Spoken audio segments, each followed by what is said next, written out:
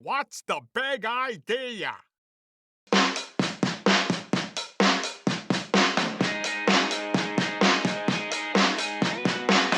don't know what any of those buttons do, so no need to press any of them. And I just recorded all of you saying all of that. Well, We are back. we are back. We are back.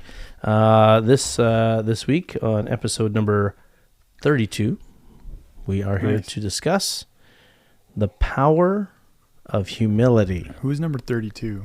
I know you always like to think about athletes. I always think of numbers, a goalie. Well, goalies recently because they're usually in the 30s, right? yeah. Or like Shaq, I believe at one point was 32.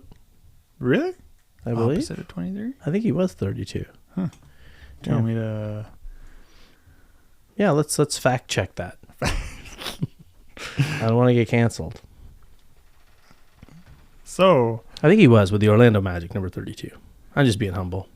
Being humble. Or was he 33? Ooh, he was 32 with the Orlando Magic. That's what I thought. He was 34 for LA Lakers, 36 with the Celtics, 32 for Miami Heat, and 32 for the Suns. See, that's pretty interesting that he had a lot of different numbers. Maybe that's a sign of humility. It might. Bringing it back. Or just not being superstitious. Yeah. Is humility connected to superstition? I think there is a little bit, because then you feel like that's your number, and anybody else who has it. Yeah. There's a little bit of not humility. You know, when athletes do that, sometimes they have a number. It's also like real confidence in that it doesn't matter what your number is. Exactly. He was also 33. Yeah, Cleveland I thought so Cavaliers. too. Yeah, I remember him at 33 too. You But played for 32. the Cavaliers? Yeah, it's kind of weird when you look back at Shaquille O'Neal's career. You don't realize how many places he played. Yeah. He was really ended Holy up playing moly. a lot of different places. You think it's just the Lakers and the Orlando Magic for the most part, but then the rest of it was kind of the tail end, a lot of moving around. Yeah. Anyway, Thanks for ruining the opening, Eric. No, just kidding. So the power of humility. Today, we're going to talk about obviously coaches, parents, and players, and life. Right? Because humility is one of those things that it's so difficult. I think some people don't even know what constitutes humility. A lot of people just think humility is like being humble, but it lack of humility shows up in a lot of different ways. Would you say? Yeah. Like that last category in life. Yeah. We could probably go on for a long time. I don't know what I'm trying to say here.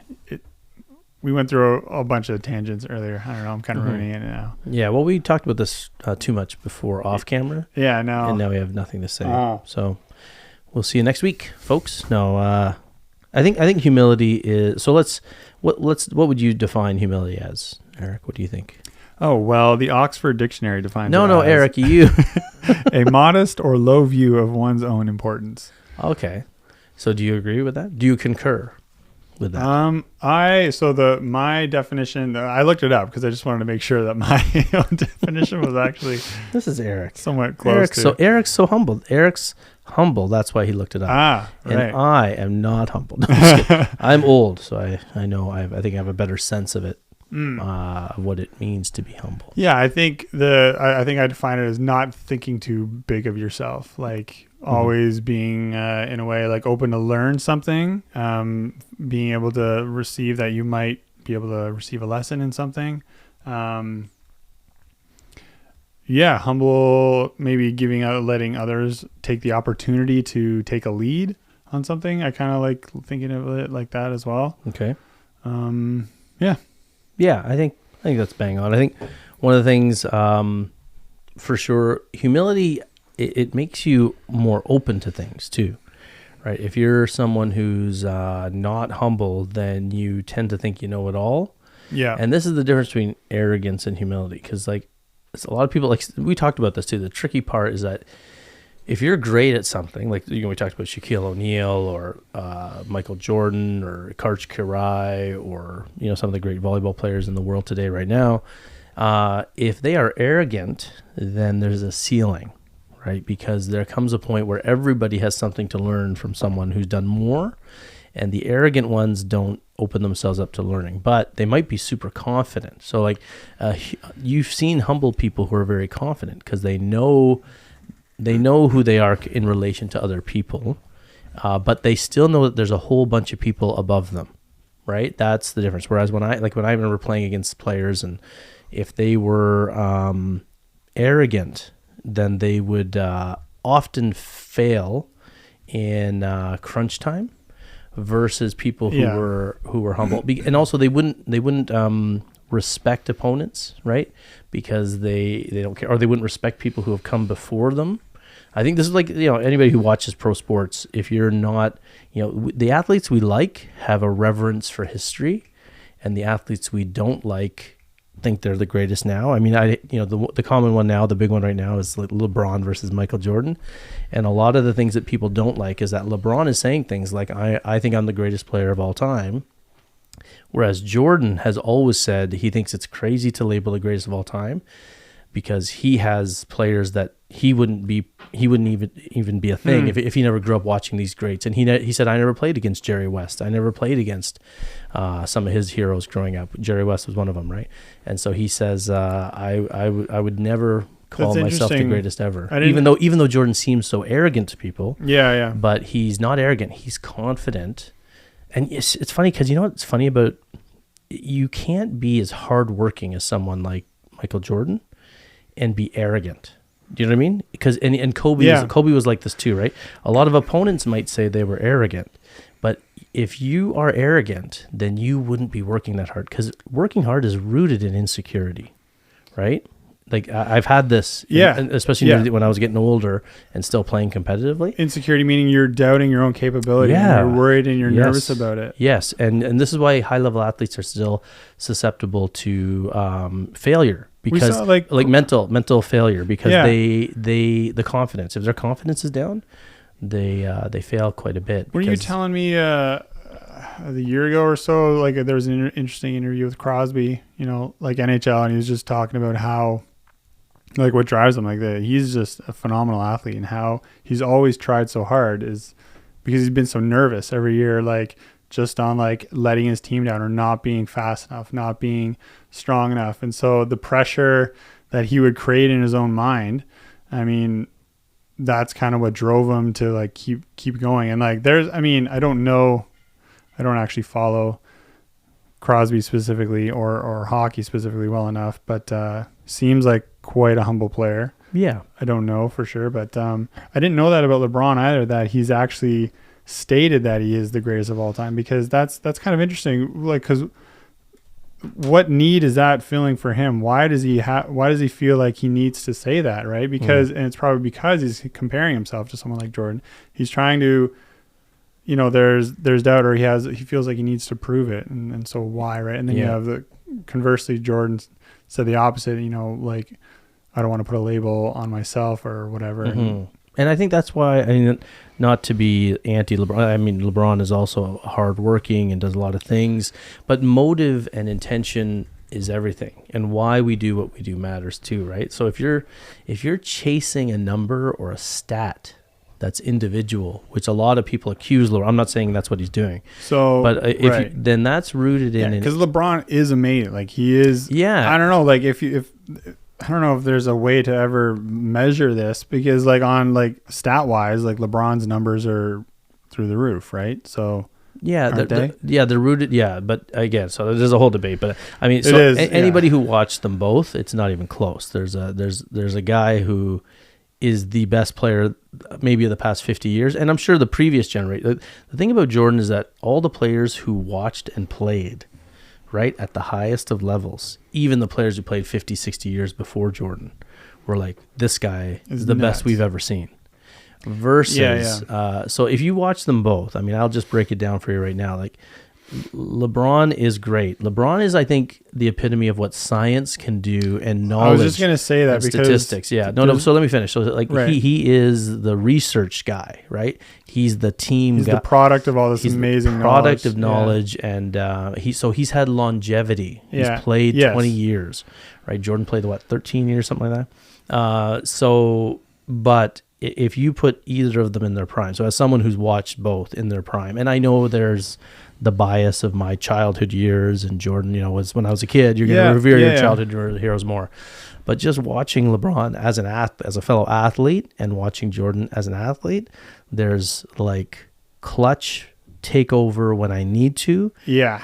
and make a mediocre team great, Yeah. versus, being potentially the reason why a great team loses, right? Like, and Jordan also, like, the key test for me was like, and it's so weird in these history debates with sports, but We're going to lose so many listeners now. we're 'cause you're losing pro listeners. Jordan. Yeah. Yeah. It doesn't matter. We're being authentic. No, but what I mean is, like, when you have an athlete who is, so I guess to boil it down to bring it back to volleyball, is when you have a person who is, and I know coaches like this too, who are high level, great coaches. They're very confident in their abilities, but they're very humble and calm and open to listening to what even people they disagree with have to say about topics. And again, what's the key question they ask?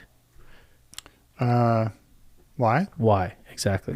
Yeah. That's how it needs to start. So even like we talked about this in our last episode about parents who disagree with coaches, a good thing to discuss if you are, or hopefully your players is asking, but if you're in a position where you're asking, just a polite, so what's the philosophy? I've had parents ask me that. I explain it and they go, oh, great.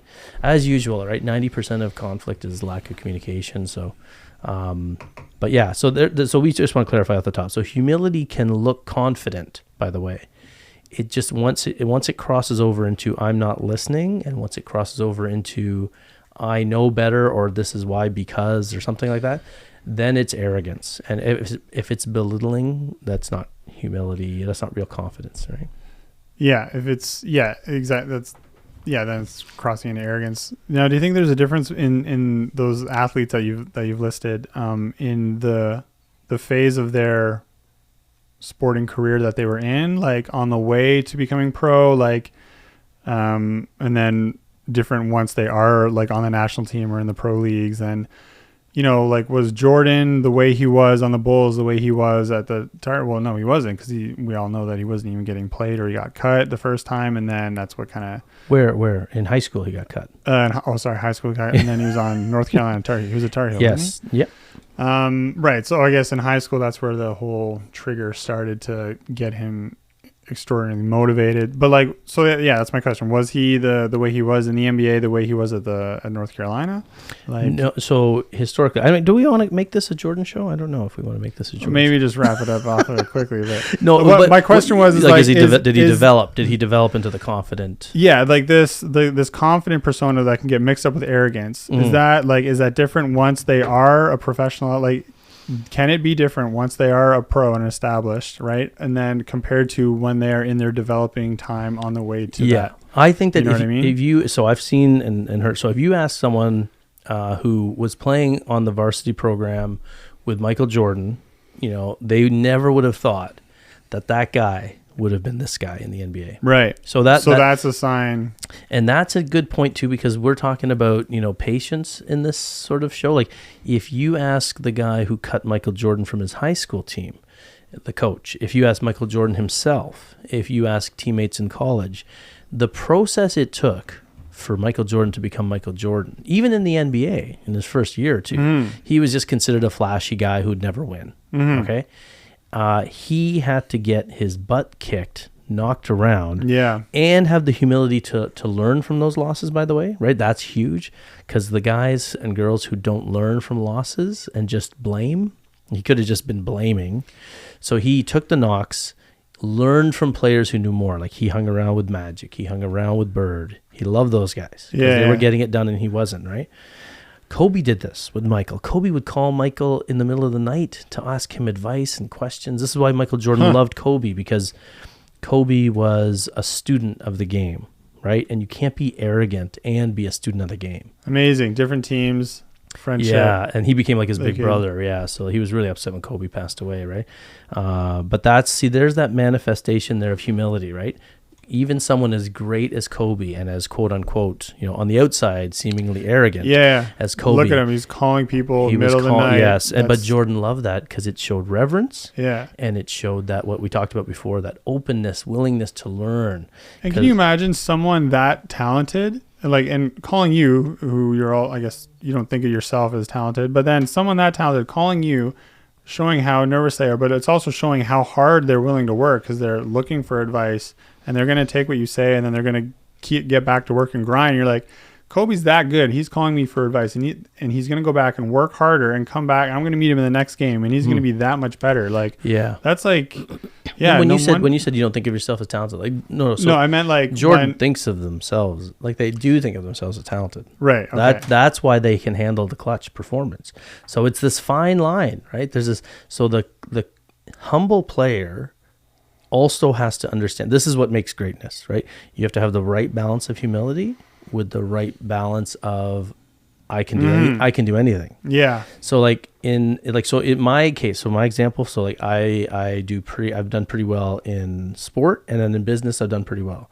And I have this thing too where I think the reason why that the business thing works in my case is that I know that I'm good at certain things in business, but I still am addicted to shows like Shark Tank and Dragon's Den, and I'm learning I read business books and I reject a lot. Like I have the confidence to say, oh, this person's a fraud because they haven't done enough in that arena, right? Like they might be an expert in one thing, but they're not an expert in this.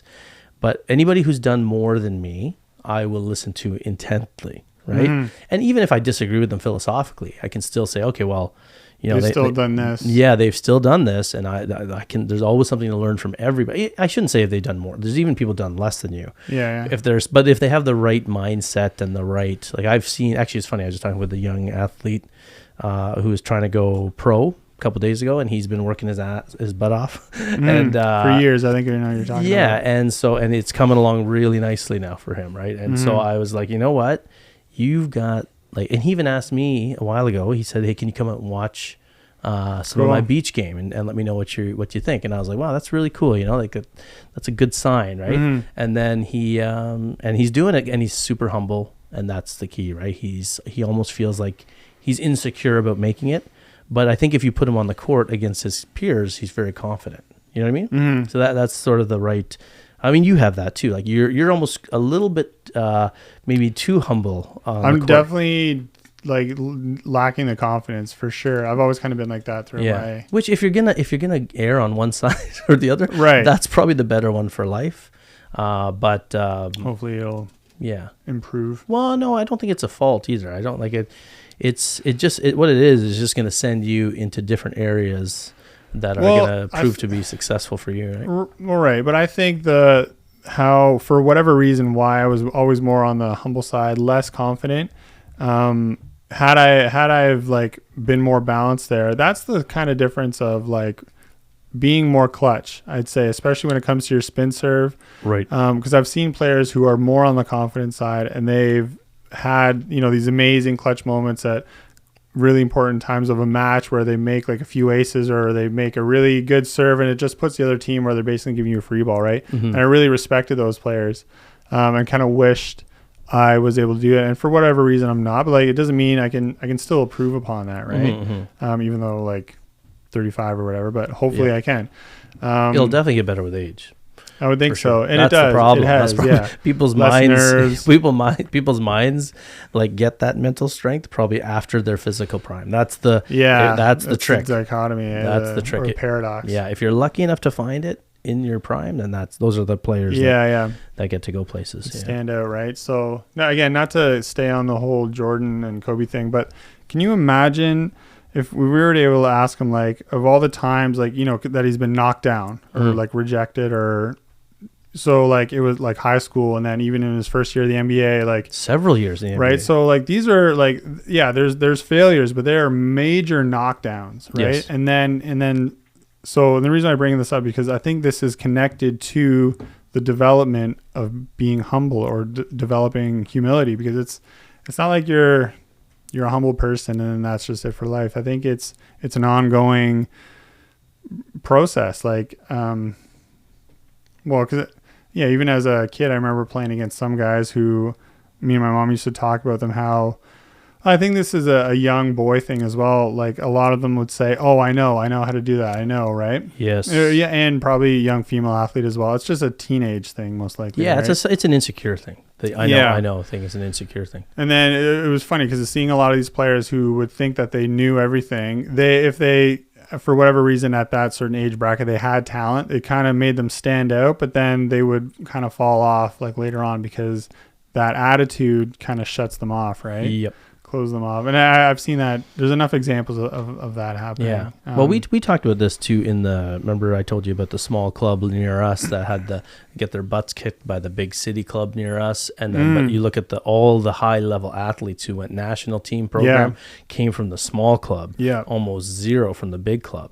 And that's because of what you're talking about. There was this, like, we achieved a lot at a young age. We don't need to listen anymore. We got lots of gold medals players here. Were always learning. Yeah. Whereas the ones getting their butts kicked had the right humility mixed with. So, like, even for me, when my daughters were playing as a beach team, I would love for them to lose. Yeah. So and they were sitting there thinking that I was upset that they were winning or they were losing, and I said, no. I love the fact that you're losing, because losing is what will really test who you are and drive. Whereas other kids who are like, they're going to hit a certain ceiling, and you already see the players that were valuing the losses passing them in the long run. Right? Yeah. So it's tied with the patience thing we were talking about before the show too, right? This is tied, like, even we were saying like that what is the perfect season? The perfect season isn't just like going like lossless. Like, I think that's the worst thing that can happen to a young player. Yeah. I think that's really bad. Well, and think of it, if you're even like learning a skill and practicing your skill, if you want to get all like sciencey about it, there's probably a certain ratio of successful attempts to failures that you want to be on the edge of, right? And then based on, if you're failing too much, then maybe reduce the power or try to focus on this. But if you're succeeding too much, then it's like you need to up the bar. Then you need to either swing harder, or now your accuracy zone goes from like a 3-foot target to a 2-foot target. Yeah, work on different things. You know what I mean? Your level of success, or your criteria for success better change. Yeah, like failure is an integral part of growth. Like, if we were to look at it mathematically, it has to be, right? We all write down we only learn through our mistakes. We all love those posts on social media. Yeah, I'm trying not to sound cliche, but then when it's our kid, or it's us, or it's a coach, we don't we don't heed. We just want to keep winning, and we don't want to make everybody else can make the mistake. Well, I don't really mean it, right? But this is what life, like you talked about, the path of Jordan getting kicked around his whole, like I saw this, right? Like, I was watching him go. I was a big basketball fan. I was playing basketball. I was almost convinced I was going to play varsity basketball, right? Aren't you too short? I was a point guard. I play taller than I am. But anyway, no, I was going to be a point guard, phenomenal point guard. Hypothetically phenomenal. Yeah, those Reeboks back then had like the Reebok pump was actually pumping the bottom. Yeah. No, but so I watched Jordan, and I watched, like, in the end, it felt like he was never going to win a championship. And it felt like, and he was always on the edge of it. And he was the greatest, exciting player. But this is where I also learned, like, a lot of people like would criticize people. Like, I learned this too as a player with my basketball coaches. They were like, don't be all flash and no substance, right? Mm-hmm. And then until Jordan was humble enough to learn the process of like, I have to make my teammates better. No one person can win, right? So but he still maintained when I need to take over, I'll take over.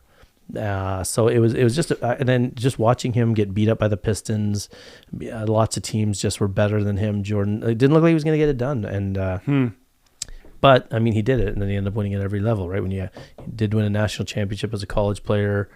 So there's one shot, by the way. So just in fairness to this humility discussion, or, apropos to this in volleyball too, there is this one shot that a lot of people think is what made Jordan into Jordan. And it was in North Carolina. They were playing Georgetown in the national championship. Jordan was like, I think his second-year player or something like that. And then he had a shot with 14 seconds left, wide open jump shot, and he drained it. And that was the shot that won them the championship over the highly ranked Patrick Ewing and the Georgetown. Wow. And so that moment, really, like, talk about confidence, right?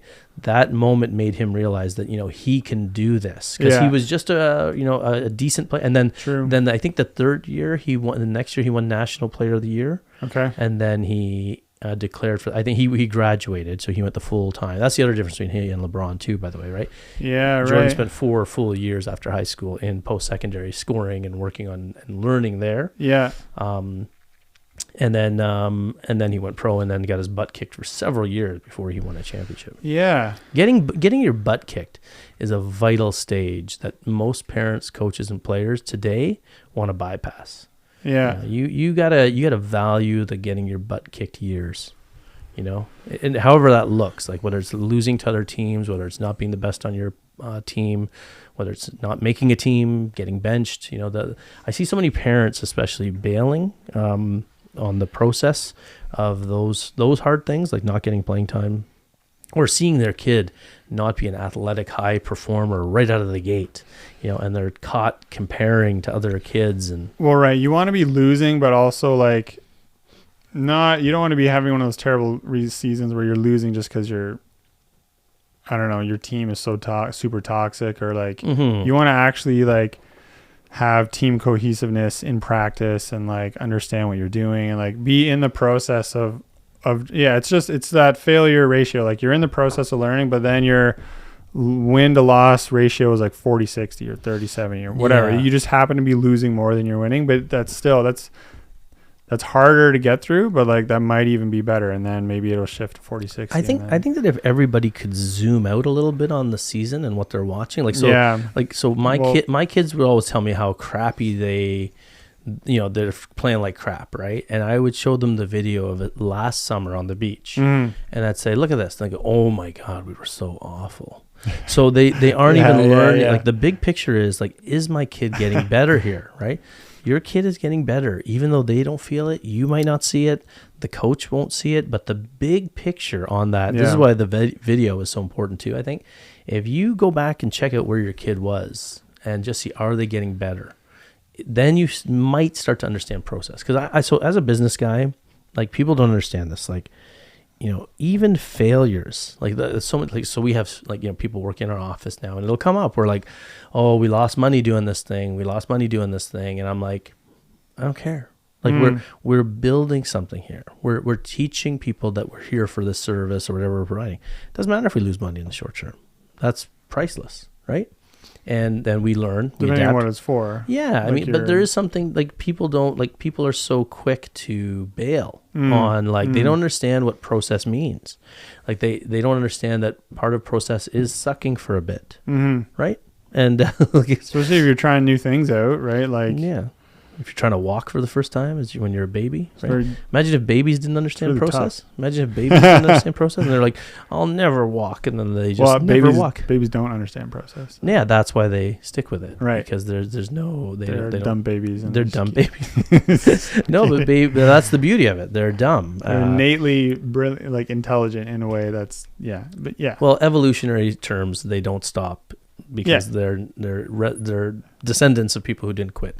If we applied that same mentality, where like, wow, I don't know, baby keeps falling, maybe we should chop its legs off. No, that's horrible. That's not even funny. Wow. Right? That's disgusting. That's pretty messed up. You don't do that. No, but maybe we should stop the baby.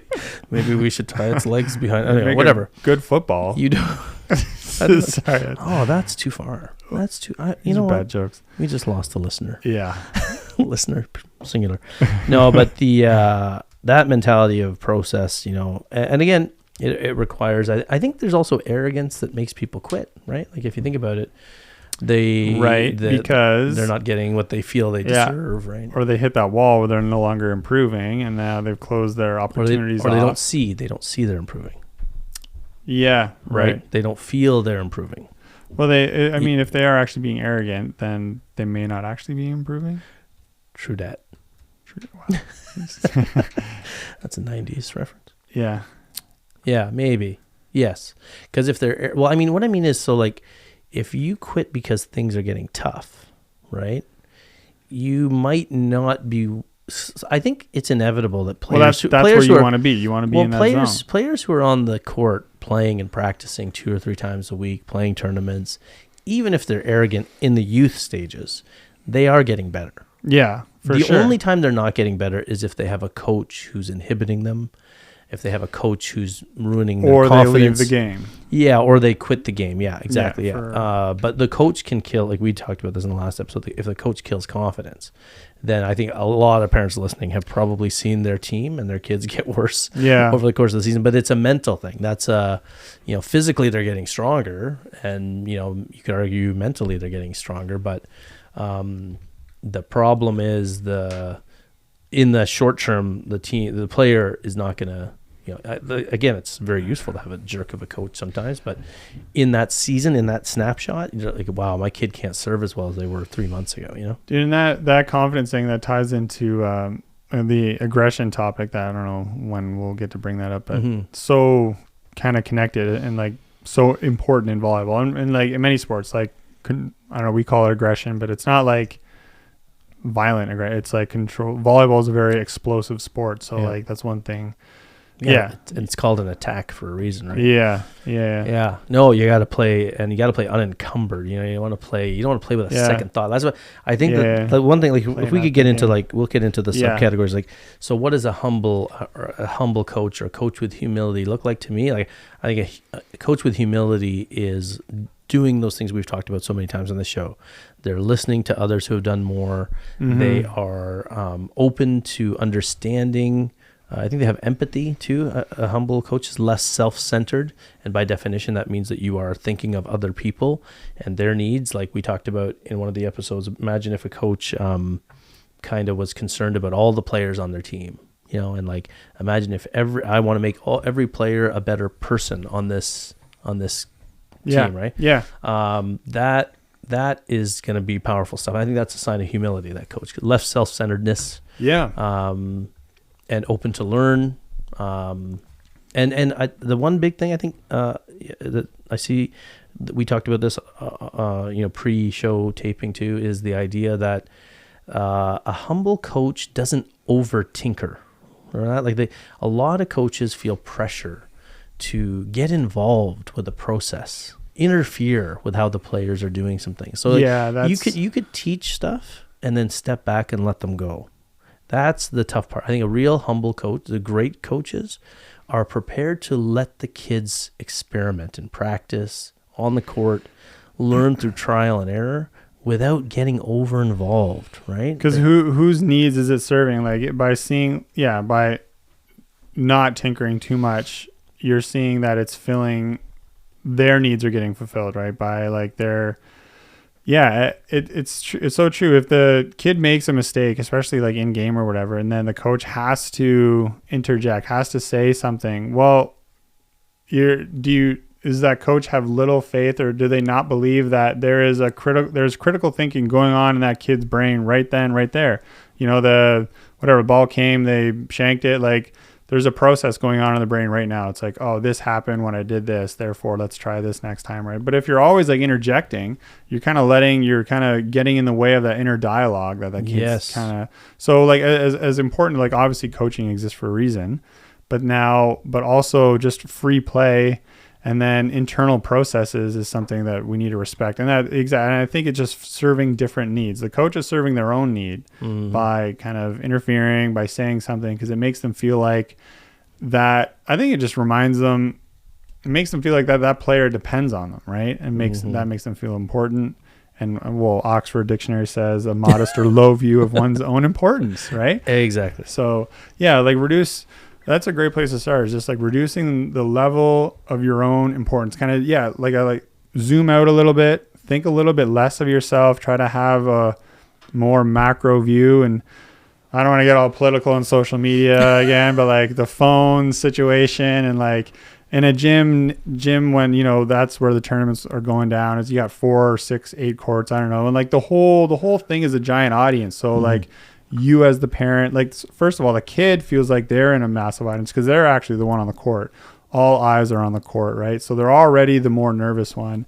And then parents are there because we're all living our own experience. As much as like a parent has their kid, the parent's living their own experience, right? They're on the sideline. And then if they're getting too involved, well, what's going on there? It's so funny. It's just all serving the same thing. Like the parents trying to feel important, right? It is. I guess I'm getting. Well, rambly here, you're getting into audience there, right? Like, yeah, I where think if there's people watching, the coach feels they need to like do something. If people are watching the player feels they need to. And the parent feels like when they're watching, like what is it? So a parent, like we may as well talk about all three categories at once. Like if the parent's watching the kid, and their kid is messing up, the parent feels they need to do something. There's this lack of humility. First of all, it's just is that a good comparison? How each of these categories behave in the gym at practice, and then in the massive gymnasium at a tournament. Like, is that a good way to kind of compare things? Well, I think that the idea is that, like, if people are, I don't know if we need to, the root cause is the same, right? It's people who are impatient, can't stand watching short-term failure, like we talked about off the top. We all say we value failure, but here we are wanting to avoid it. Dude, so we're wanting to avoid failure at every cost.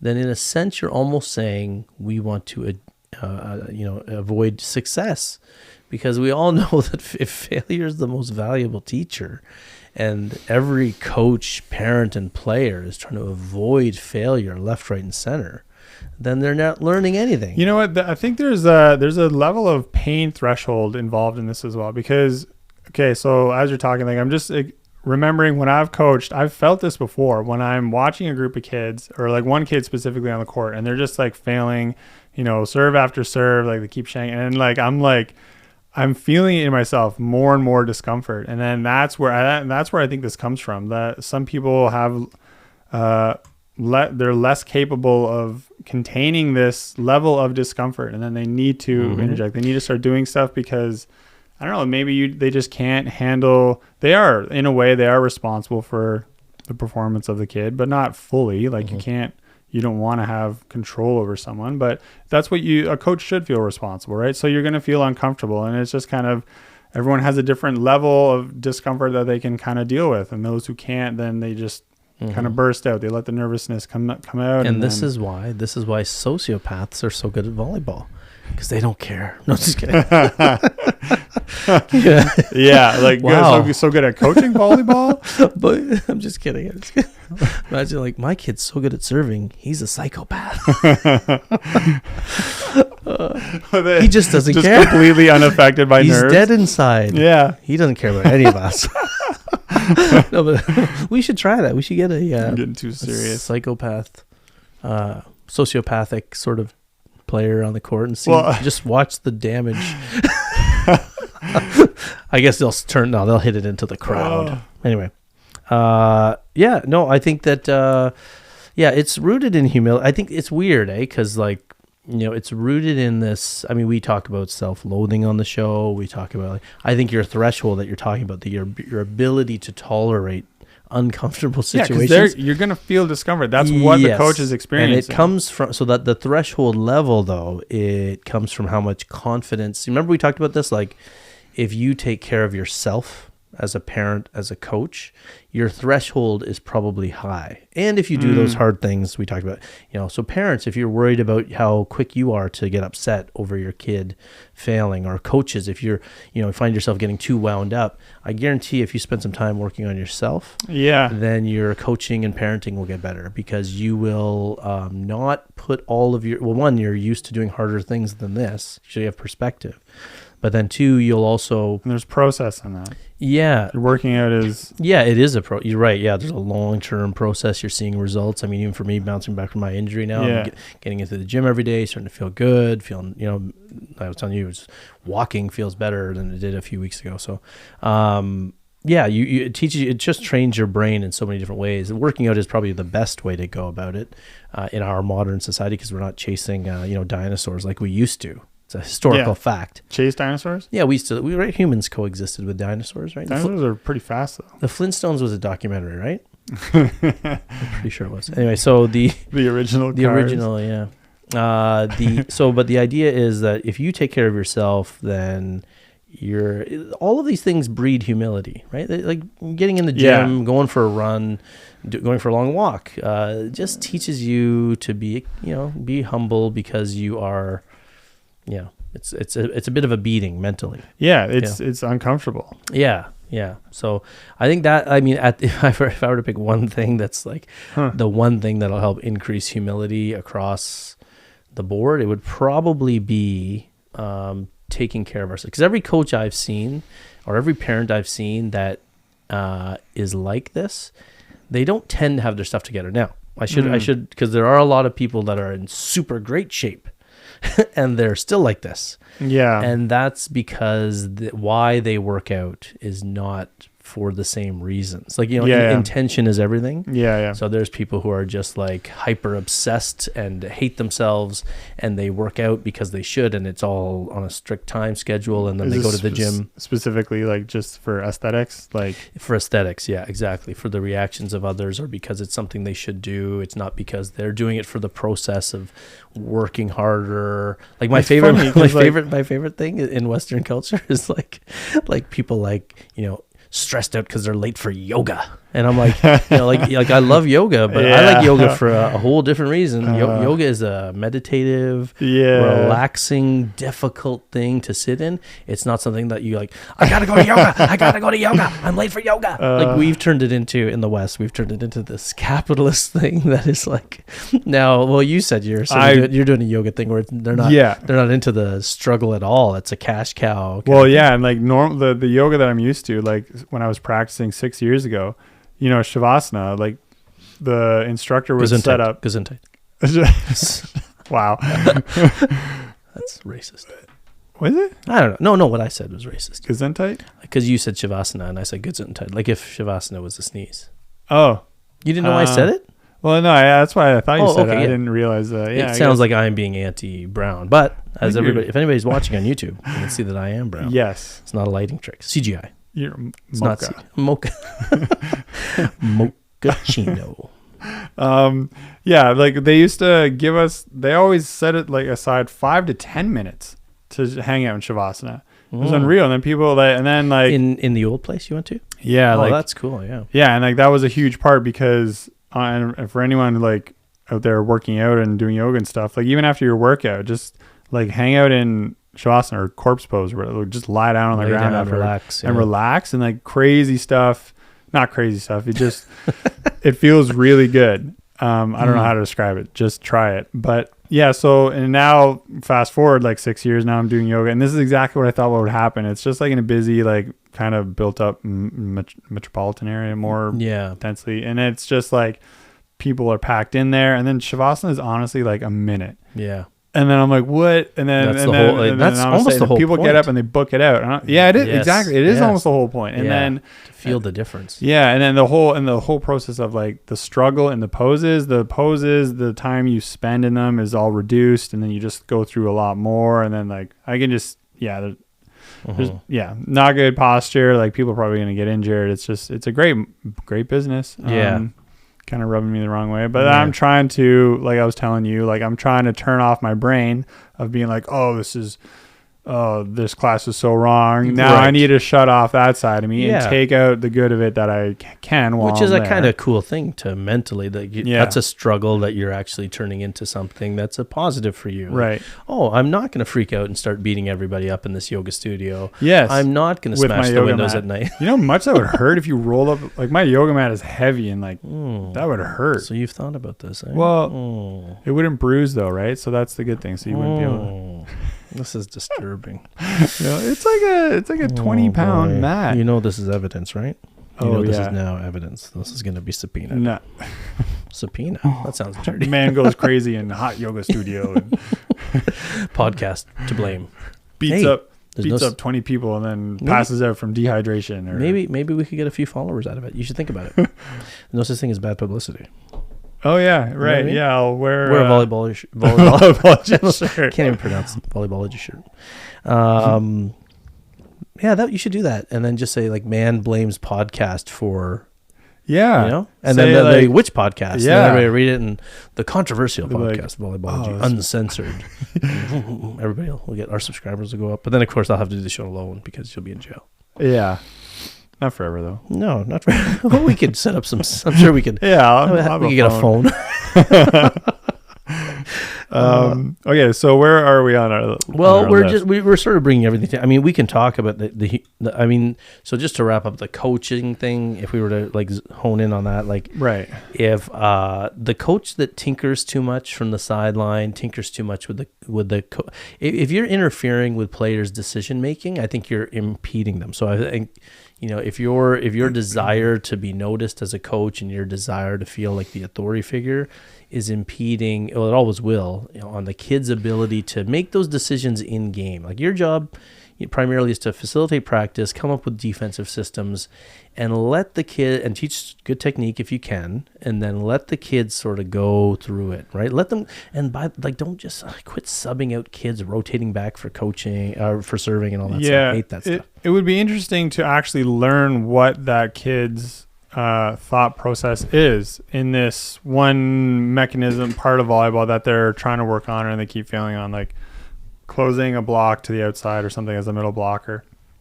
Don't just, or I don't know, like it'd be interesting to be like, hey, like what are you thinking? Like, and then they'll be like, oh, I see, like this happens and I'm trying to do this, and then all of a sudden you may discover as they're telling you this like thought process that they don't understand the question why or how as well, and then that's an opportunity to explain, oh, you're trying to do this, and I see you're thinking that, well, actually this way might be better, and then you can explain why, and then because they may just not be thinking of it the right way. Yep. And then again, this just always works better to figure out what they're thinking and kind of give them a better solution, right? And then you're answering the question why, because if you just say, no, do it this way, you don't let them get to realize why their process isn't working, because and then they're not going to let it go, and then they may just default back to it, right? You're robbing yourself of these interactions, right? When you're a coach that isn't going through what you just described, then they're robbing the player of that ability to self-reflect. They're robbing themselves of the opportunity to hear that the player is not understanding the why, or you're maybe, and so I think, like, if we were to, I mean, it's kind of funny, but you could boil this whole topic down. I could end this show right now. I'm going to end the show right now. No, I'm just kidding. We could end the show by just saying, like, it really is the inability for us to get over ourselves, right? It's Zoom funny. out. Like, so as a philosophy guy and major and taught it for a bunch of years, I always used to tell my students, like, just zoom out, like, look at yourself as the ants that we are, players, coaches, parents. And once you realize that there are a zillion kids playing volleyball and a zillion kids in the history of the world, that's a technical term, a zillion, who have been playing volleyball and have struggled, it's not original. It's not a big deal. You're not the only one. Like, there are a gazillion kids and parents who have been frustrated with the way their kids playing, coaches frustrated with their teams. And you don't want to fall into the, like, nothing matters. Right. But it is a beautiful place to be. This is what Zen means, right? Like, Zen means that you're like, you understand your place in the universe. Like, Zen like means... we talked about Michael Jordan, how long it took for him to accomplish what he did. And if his parents panicked, if his coaches over-tinkered, they could have turned him off the sport. I mean, how many kids do we not know about in every sport because they were turned off by an overzealous parent, but over even themselves? Right. But isn't also some of this just the human condition? Like, we are, like, Jordan undoubtedly experienced over-tinkering and, like, a blowout from his parents every now and then. But I think it's just the amount of times that it happens. You know what I mean? I can't imagine he went his whole basketball career not experiencing over-tinkering. Well, when I played, my parents barely watched me play. The parents were not involved like my they parents. are today. They watched a lot, but they really kind of didn't.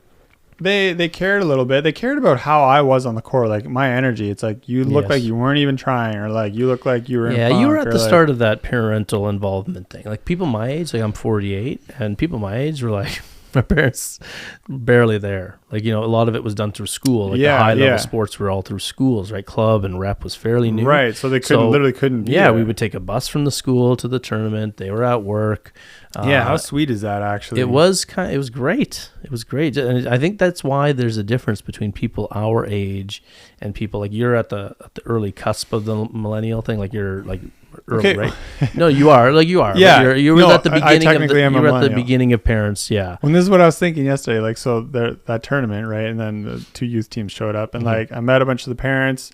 it's awesome. They're giving their kids an opportunity to play in an adult tournament, getting ready for provincials. But at the same time, I was looking at these parents. I'm like, man, they're here for the one guy was there for like 9 hours. I'm like, I don't want to do that as a parent. Like, I don't want to sit there and like, I want to go like work out and stuff. Like, I'm there as the convener because I'm getting. Well, but you can't say that because you don't have a kid. Like, yeah, I know, like, but that's it's really impossible. But I can say it, and I'm gonna think it. Yes, you will think it now, but you won't. Like, so once you have a kid, it's like a weird thing that happens. It's 9 hours of my day. Yeah, but see, once you have a kid, you won't think like that. It's like weird. It's hard, impossible to express. Like all the parents listening are like, "Shut up, Eric. You don't understand." Once you have a kid, that's like your only reason for living. That's why parents get out of shape. That's why parents don't go to the gym every day because they sacrifice that for their kid, because that's evolution, right? That's how our like it's. Well, I'm gonna change things. No, you're gonna fight. I'm gonna 4 million years. Oh, you're I am. Yeah, so you're not gonna pay for your child, and you're gonna be a deadbeat. No, dad. I'll send him to volleyball, but like and I'll like go. drop him off, and then I'll be like, yeah, I'll see you later. No, you won't, because it's evolutionary. That's the problem. That's the problem. No, if you could make a documentary. I think you're talking. Well, for the documentary would start out as something inappropriate. Yeah, you have to conceive a child live on camera. It'll start off being these guys. Proof it's my are we kid. Sure? Yeah. Are we sure these guys? There's no such thing as bad publicity. Uncensored. Yeah, volleyball is called uncensored. Yeah. Anyway, no, I mean, so it's a different sort of thing. So you would sit there for your child. That's the difference. But the difference is, no. But what you're talking about is there's a very big difference. So I would sit there for my child and watch them play, but I'm not gonna start screaming. Yeah. I'm not gonna even, I might look at the coach. None of them were doing that actually. Okay, that's good. Yeah. Well, it is a good, but in fairness, that is a smaller club where the people aren't as insane as other places. So, and it was an adult league. It had nothing to do with their actual. I'll bet division. you any money though they love the fact that I don't know how many subs they had, but the one team had like subs and they only had like one. Okay, so that's cool. So I bet they love the fact that it wasn't like a traditionally coached match. This was an adult tournament where people could play more freely. The one coach was there. Yeah, they're probably laughing a little more. Or music playing, and that's the key to these parents listening. If you want your kid to like have fun with the game, community volleyball leagues or adult leagues, they loved it. Get them, or youth leagues. All the parents afterwards. Because there's no coach limiting a role. Yeah. There's no coach telling you you're not allowed to do this, or we're going to sub you out before your serve, or you can't set, or you're not allowed to pass. We're going to libero you out. Was there a libero? Did they bring a libero? No. Okay, cool. No so libero, that was great. So everybody got to pass. Because I know a lot of middle kids never get to pass, play defense backwards. Yeah. So that's good. Yeah. No, I mean, I think so. What I was getting at, like, if we were to sum up the whole thing, like, I know what you mean, but Jordan's better than LeBron. I get it. Yeah, Jordan's better than LeBron. Well, it's not even close. But anyway, it really isn't. But anybody wants both. We don't want to get too political. Shut up. We're gonna lose so many. And by the way, Coke is better than Pepsi. No, I'm just kidding. I like Pepsi too. Some of my best friends drink Pepsi. No, LeBron is wonderful. LeBron, like, he's a phenom, and you gotta give him. Like, he's amazing. And it's funny too. It's like they can both be great. How about that? Yeah, right? Like our whole world is like to, this one's better than social media likes to engage us and get us angry over these white's stupid. Better than brown. Well, they're all fake to be. What? Why'd you say it like that? Why'd you say white's better than brown? It was a joke. That was a random. I'm trying to make very racist specific jokes. Because I suck at them, so I'm working on them. Oh, jeez. Well, I hope you suck at racist jokes, Eric. Yeah, I'm trying to get better. So give me some feedback in the comments. Hey guys, in the comments, if you think we should cancel Eric, just let us know. Oh boy. I disagree with Eric. I think that brown is better than white. That's basically, we're going to increase engagement, Eric. That's what social media does. Just so everybody knows, that's what social media is doing to you, by the way. They're paying people to create these posts that you're seeing to intentionally incite anger. No. Because their business is eyeballs and their business is engagement. Yeah. Business so like attention. everybody keeps saying, I think there's farms in the middle of Albania that are producing Facebook things. And Facebook's like, yeah, we're trying to crack down. BS. Facebook's hiring those farms. Yeah. That's what they're doing. Because I would do that if that was my business and I needed people engaged. I would make sure that there were people out there whose full-time job kinds of crazy it stuff was to anger the public so so that they Yeah, would it's just stuff to text. like or hate, right? The whole That's what I would the whole do. like button. Yep. And then there's remember when the like button first came out, and then everyone's like, well, where's the dislike button? Or Yes. there was a dislike button? There was I a think, at one thumbs point. up, thumbs down, I think. Yeah. And then I think on YouTube got rid of the thumbs down. or you can choose to get rid of it, I think. It's someone posting, I think. the publisher doesn't see the negative or something. I don't know, whatever it is. The Something bottom like line that. is they just want more negativity, so they're going to show you the stuff that gets you infuriated first. So Yeah, like it's wake just, up, people. The sign's right there. The Yeah. fact that you can like stuff is. Yeah, but even more dangerous than that is like if you the fact that it keeps showing you more of what you're living in is a real dangerous Well, thing. echo chambers, That as we've algorithm, learned, are so and it's just like it's so weird because like that's just drawing people into like states of paranoia and everything you think. Oh, look at how widespread it is. It's not. It's just your phone. Yeah. It's just your little phone. Yeah. Shaping your whole reality. So if your whole reality is in your phone, we're doing a show, by the way, right? On kids and social media, and kids and their phones, Yeah. players and their phones, what it's doing to them. Well, we can do it for everyone. It's connected with this problem of humility, right? Getting Yeah. over yourself. Like you're the center of your universe. Literally, your phone is feeding that mentality because it's like selling you that, yes, your beliefs, the things you're into are everywhere. So it gives you this Makes us feel like we are self-centered. super important. Yeah. Self-centering us, yeah. Were you trying to make a summary of something? I was and trying to then make. I made a racist joke, and then we got off rail? The point I was making was that the perspective of ourselves, Right. Like the understanding that I mean, I love some great sort of philosophical idea that no thought you're having as a player, coach, or parent is an original thought. Those Right. negative thoughts that are everybody in the history of time has had these thoughts love about their that. kid. That comes from Buddhism. Well, Yeah. I'm sorry, it's probably before. It's just an idea that everything that you've ever thought negative about what you're seeing happening on the court is not an original thought. So Right, this need to tinker is rooted in the idea of self-importance. Your story is just your little story. Everybody else has their own story, like you talked But about. is not the ultimate realization of that a pacifist society, right? I understand what you're saying, but it is not also the human condition to be a tinkerer, to be,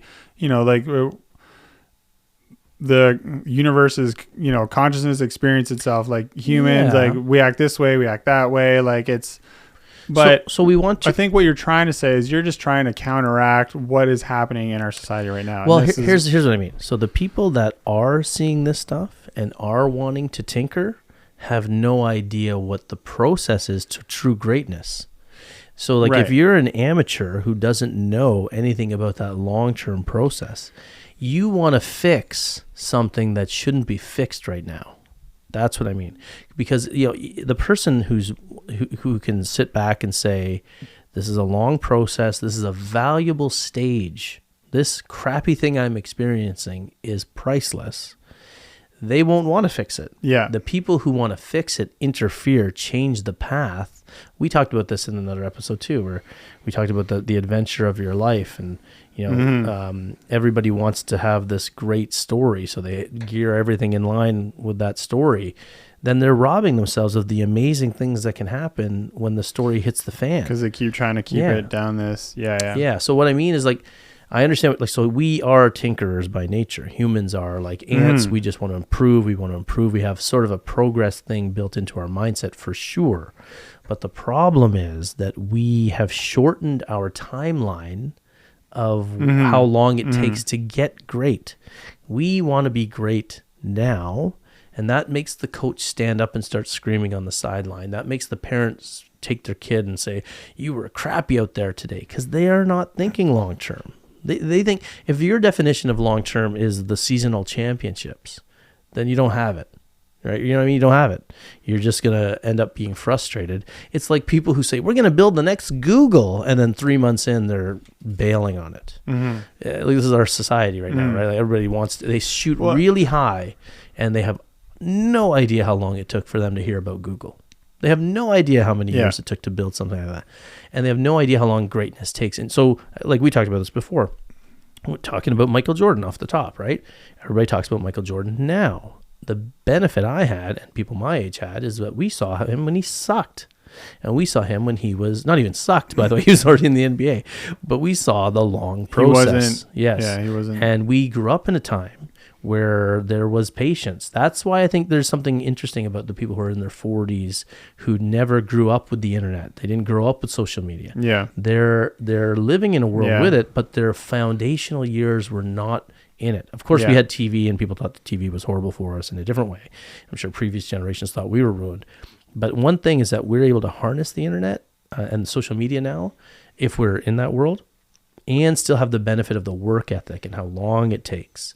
I think so to too. build something. That's the sweet spot. It wasn't part of those like developmental years for you guys. No, we don't have the mindset of. It's difficult to try to remember a time without phones. I think for people my age, they can think, man, remember those days where you could just drive somewhere and nobody knew where you were, and like you had to. Yeah, good point. You know what I mean? Like you were free. Well, same thing. Like there was more process and attention to building something. It took a while. There was understanding that things took a long time. People who were famous on TV and in movies were not on our Instagram roll. You know what I mean? It wasn't the next door neighbor posting selfies who's got 1 million followers. It's like, So we that decreases our impatience level because we want to be that, right? And I think we didn't touch on like data and hacks. Right, life hacks. I just kind of, you're making me think of with the phones and people know where you are. There's so much data nowadays, right? Like, well, that's basically the jump. There was no data in those days. Now there is too much data. Too much. It's crazy. So we did an episode on the dangers of data. Remember that? People should check that out. I don't even remember. About the danger of too much data, like stats and all that stats. stuff. Sorry, dangers of stats. Yeah. So, that's a good one because it's like weirdly it promotes overreactions. Like stats. The if we were to sum up that episode, if people haven't heard it's like oversteering, right? Like in a car, like one of the best things to do in a car is to just kind of like take your foot off the gas and like small movements, right? Yeah. But then people panic and they overcorrect, and then they go friggin' flying off the highway or whatever, right? We're literally just be calm in a way, right? Mm-hmm. Because the problem with stats, you're right, like the data that we have today, there's so much of it that we think we need to correct drastically now. Well, we can make so many of these theories and conclusions from the data, and it's like, this can happen if you do this, this, and this, and this. So that now we have all these grandiose ideas of like, if we do this thing, then they can get there faster. And then, so maybe that's also part of what's going on, right? It's like, well, and I think that the arrogance or the wrong conclusion as to why the data is happening the way it's happening. It's all about the interpretation. Yeah, we believe that we know the source for these stats, and we could be wrong, or we think that this is what the stats mean, and we're wrong. That's like I told you, I worked with a statistician. He told me that he was great. He said like the worst thing a statistician can do is, or anybody reading stats, to think that they have the right answer as to why it's happening. What is the true purpose of stats then? Well, he said that stats are just to inform you of what's happening, but they don't tell you conclusions. So if anybody is looking at stats and saying, I have the answer, you have to be very cautious as to what that answer is. Our society, though, now, because we live in this, world of overreaction and impatience, we want an answer yesterday. Yeah. So a politician, a coach, a parent will say, here's the problem, here's the solution now, right? It's like every day in the nutrition world, literally every day there's a new study on this can get better if you eat this many times, or you do this exercise at blah, blah, blah, blah. It's just like every day there's another little hack, and like, it's like, it's comical actually to try to keep up with it. Oh man, it's wild. Yeah. Well, we talked about this too. Like my generation, we grew up with the grape, the margarine stuff, like everyone was like, get rid of butter, it's deadly killer. And we're like, I remember growing up thinking, but butter seems so natural to me. Like it seems like what is margarine? But margarine like, is this waxy, yellowy. I love how they never talk about where it came from and how margarine's made. And they're like, hey, we'll make it yellow. That way it kind of looks like butter, right? And most butters died as well. And then they're like, then they're like, and it's soft. It's easier to spread than butter. Look, you don't have to, butter. You gotta leave it out. No, then they had Fabio. Yeah, Fabio. Come to Yes, us in the margarine. bar. Yes. Anyway, and then they announced after Better like than 20 years of margarine eating that it turns out margarine. Remember that whole thing about margarine? It'll It's kill you. really not good It's a for deadly you. killer. I remember Letterman used to make fun of that.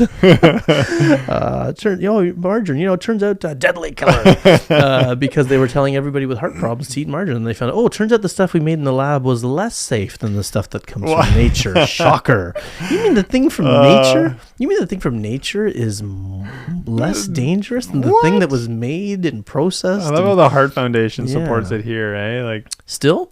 yeah. Oh, it's boy. supported by the Canadian Cancer, or not, Heart and stroke? yes. That's Yeah. the one. No, I mean, it's interesting. Yeah. So I tend to think that, I think people are getting this from our show too. Like, we tend to favor the natural progression of things because that's how it works.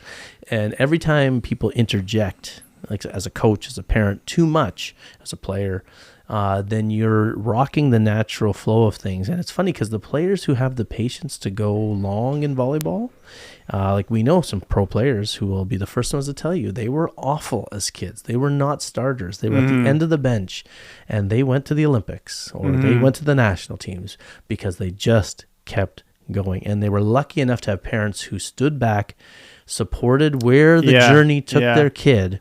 And the kid who is dominant at 25 is almost never the kid who's dominant at 15. Almost never, right? We know that there's the anomalies of the Wayne Gretzky's, and because Michael Jordan wasn't that story. Wayne Gretzky, Tiger Woods, those were rare, and people see those. Right? Yeah. They see those things online and on TV, and they think that 0.001% of 1%. and that kid's born with it. Yeah. But those kids that are even great on your kid's volleyball team, they're not going to be great when they're 25. Your kid might pass them. The worst kids on the team, like I told you that story about that small club team, those guys getting their butts kicked when they were little teenagers, became national team players, a bunch of them, because they were their parents kept them in the process long enough. Their parents didn't over tinker. Right. So what's the difference between today and those days back then? Because back then, parents social media, they may not have been thinking about this. Oh, they probably weren't thinking, oh, I need to make sure I don't interfere too much. I need to make sure they didn't care as much. Exactly. That's what I'm saying, is that they didn't care. So what we're offering is an antidote to a current disease that's happening. Right. So. Like, yeah, exactly. Back then, parents didn't care. My parents would drop me off, show up, watch, ask me how my game was, but they wouldn't try to get me more playing time or whatever. They literally just were happy that I was playing sports because it made me a tolerable kid. If I didn't play sports, I would have been doing whatever, stuff that my parents would have made murdering people with yoga mats. No, let's go with vandalism or something. Yoga mats. Oh yeah. That was a callback. No, joke. yoga wasn't popular. You talked over my callback joke. Yeah. I'll say it again. I want you to be quiet. Murdering people with yoga mats. We'll edit this later. No, YouTube is going to auto this section. Oh, as right. Murder the yoga mat. Yeah. Well, you could say that. I really murdered that yoga class. As a figure of speech. Anyway, okay. Right. What's the difference between now and then? Are we starting this whole thing again? Are we editing this? No, I guess. The difference is now it's social media, 100%. Social media, it's causing impatience, it's causing overimportance. $1 million athletes. So as the pay scale, comparing our kids to everyone else. Who's to blame for $1 million Gary athletes? Bettman. Nope, Muhammad Ali. Oh. Muhammad Ali was the guy who made sports such a lucrative thing. Before Muhammad Ali, no athletes were making crazy sponsorship money. Muhammad Ali was the guy who was getting millions of dollars for to be a spokesperson. He was the most recognizable face in the world, right? So since Ali, all sports became very lucrative, right? And athletes holding them up, and there's that new Nike movie coming out. So what about those baseball players? Isn't Babe Ruth? He predates Ali, doesn't he? Yeah, but Babe Ruth wasn't getting them. Babe Ruth was getting mob. He didn't live in mass media. See, remember, Ali came along at the start of mass media culture. Yeah. 1960s, right? So we started to get satellite TV, satellite, global. You could broadcast all over the world. People in Japan didn't know who Babe Ruth was, but they knew who Muhammad Ali was. So he became the first superstar athlete who could be marketed, right? And I don't know if you know this, but for 20 years, he was the most recognizable face in the world. Muhammad Ali, because he fought all over the world too, right? And people would fill movie theaters to watch closed circuit back in the day, right? Closed circuit TV is what they used to have before pay-per-view. Wow, you're old. Yeah, well, I didn't live this, but I'm a history major. Oh, so right, I know right. these. I read about these things. But I was a kid when Ali was just retiring, right? Like in the early '80s, I was like 7, and so no, and I grew up a huge boxing fan. But Ali was the reason why. So that's the emphasis. So right now we got like He was the first superstar, mass superstar athlete, and so like ever since then, sports celebrity and sports significance in Western culture has gone through the roof, right? Because it's been combined with like capitalism to the extreme, right? And so now parents growing up in this world, that's why they jeer kids. That's why they cheer. Like we talked about how parents should cheer. They get over involved in kids' sports because the problem of fame and failure and everything being public, and there's a lot of people here watching. And it's also really interesting because you've now mentioned like how much you looked up to Jordan, to Kobe, to Ali, so how many kids nowadays have athletes they idolize? Like I remember, that's a good point. I remember like getting into like hockey when I was playing it. Gretzky was another one too. Yeah. Just to let people know that I did admire white people as well. Right. Sorry. Gretzky as well. You were Karch Kiraly, of course. Karch Yes. is the king of volleyball. Yes. Yeah. Okay. Both you're white. not racist. Yes. Some of my And I remember this as well. Like playing, it was mostly in volleyball and I think in hockey. Like Gretzky, Brett Hall, like Lemieux, like Lindros, like Yzerman, Forsberg, Sakic, all unreal. white. Fedorov. Pavel Did Bure. you like any black players? There's in the NHL. Jerome McGinley, Yeah, that's the only one. racist. No, that's the only one I could. Yeah, Well, he played Calgary Flames, right, Jerome? Oh my god, He did. of course he did. Okay, well, I'm just making sure. I'm just proving. Oh my God. I actually. And then he went knew to the about Penguins for one final year. Remember that? it. Mhm. He tried to win a cup and he went to play with Sydney. And anyway, but anyway, what your point was? My Sorry. point was like I remember kind of idolizing athletes. You even more so. Now I don't know. I think kids still. I mean, I don't get to talk with. Yeah, I'm not no, that's a good coaching point. too much right now, but like how much I feel like there's so many things to be distracted with. There's like video games, there's online, there's TikToks, there's this, there's that, there's like We're living in our own world. it's kind of hard. I feel like I can only guess that there are less idols in kids' minds, especially in athletics. Fewer idols. Yeah. Sorry. Yeah. Too many words and trying to process at once. No, that's an interesting point. So you think that because maybe kids are living within their own little bubbles, if they picked an athlete to watch and emulate, I'm trying not to draw a conclusion. It's just but it's interesting because I did, and I don't know if I'm unique in this way, but I really emulated my heroes. Like so, I had like when I saw like some of my favorite quotes from Muhammad Ali, like, Tony Hawk. Well, you know that quote from Muhammad Ali, like to win, all I have to do is suffer. Like, yeah, I love like that's crazy. That's to a hear great that quote. as like an 8-year-old and like just revere this person. Yeah, like what is that going to do for that was kid? cool. That's wild. I know, because And that's then- what they and- asked Ali about when he was I think he already had a little Parkinson's. There was just really yeah. Well, he didn't know it, but he lost to a nobody, Leon Spinks. Like Muhammad Ali he was only in his early 30s, and he was already looking a little unhealthy, and he lost to a nobody. And then there was a rematch set, and then they said, "So how are you gonna?" And he said, "To win, all I have to do." He said, "All I have to do is suffer, work my butt right off." Like there's so much more bandwidth now, like in the case of LeBron, there's probably so many great things LeBron has said that I haven't even heard of, like because it just gets drowned out in the sea of everything. Yeah, it's interesting. Like, well, and you mentioned too, it's kind of fascinating because we talked about this too. The hacks, the life hacks that dominate social media are almost by definition the opposite of work ethic and progress. The hacks are shortcuts. It's called a hack. Yeah. It's called a hack, right? And it's a shortcut to greatness. And I'm just here to tell you that if your kid is watching hacks, if you are an adult who looks up hacks, you are by definition missing out on what it takes. I had a thing, I told you about this, like, some people on the internet who make a whole living about talking about life hacks. And this is their whole career. And they also talk about greatness. And I'm like, every time you talk about a hack, you're actually steering people away from what it takes to really be great, because there are no shortcuts. And what? Right? Right. There are no shortcuts. And if I can quote another great philosopher, Master Shifu, the Dragon Scroll from Kung Fu Panda. You may recall this. Oh, yes. That was also a documentary. Yes. And the Dragon Scroll, do you remember what it was? Did you watch it? Is this number 2, 3, or I think one where he does one. the dance with the water drop? I think one. And he's like, I think one. Okay. One. So the Dragon Scroll, Dragon Scroll. Oh, there's nothing on it. It was about the secret ingredient, right? And they open it, and it's just a reflection of the person, right? The idea is that there's no secret ingredient. Profound. There are no shortcuts. It is just hard work. That's the answer that nobody wants to hear today, by the way. Mm-hmm. Okay? It's just hard work. And what does hard work mean? It means getting your ass kicked once in a while. It means by a yoga mat. Suffering, yeah. It means suffering through even as a parent, suffering through watching your kid suck or not be the best kid on the court or riding the bench. As a coach, it means letting your team suffer a little bit, right? Because you know what? You know what happens when you suffer? That's the only way to promote the need to improve. If you don't suffer, if you don't face these crappy things, then you will never face the spark to improve. Yeah. You ever heard the term, you got to hit rock bottom?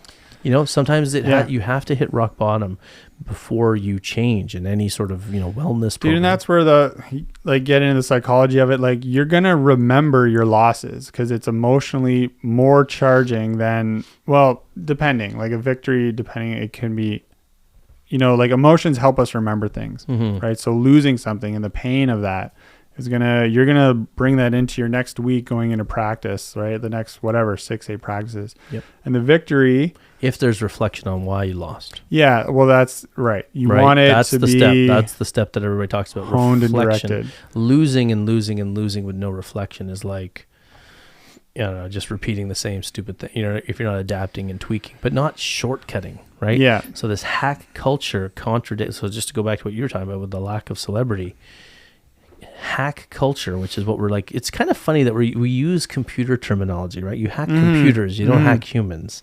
We are not robots in this culture that's fearing AI and sentient beings. We're using computer terminology to describe uniquely human processes.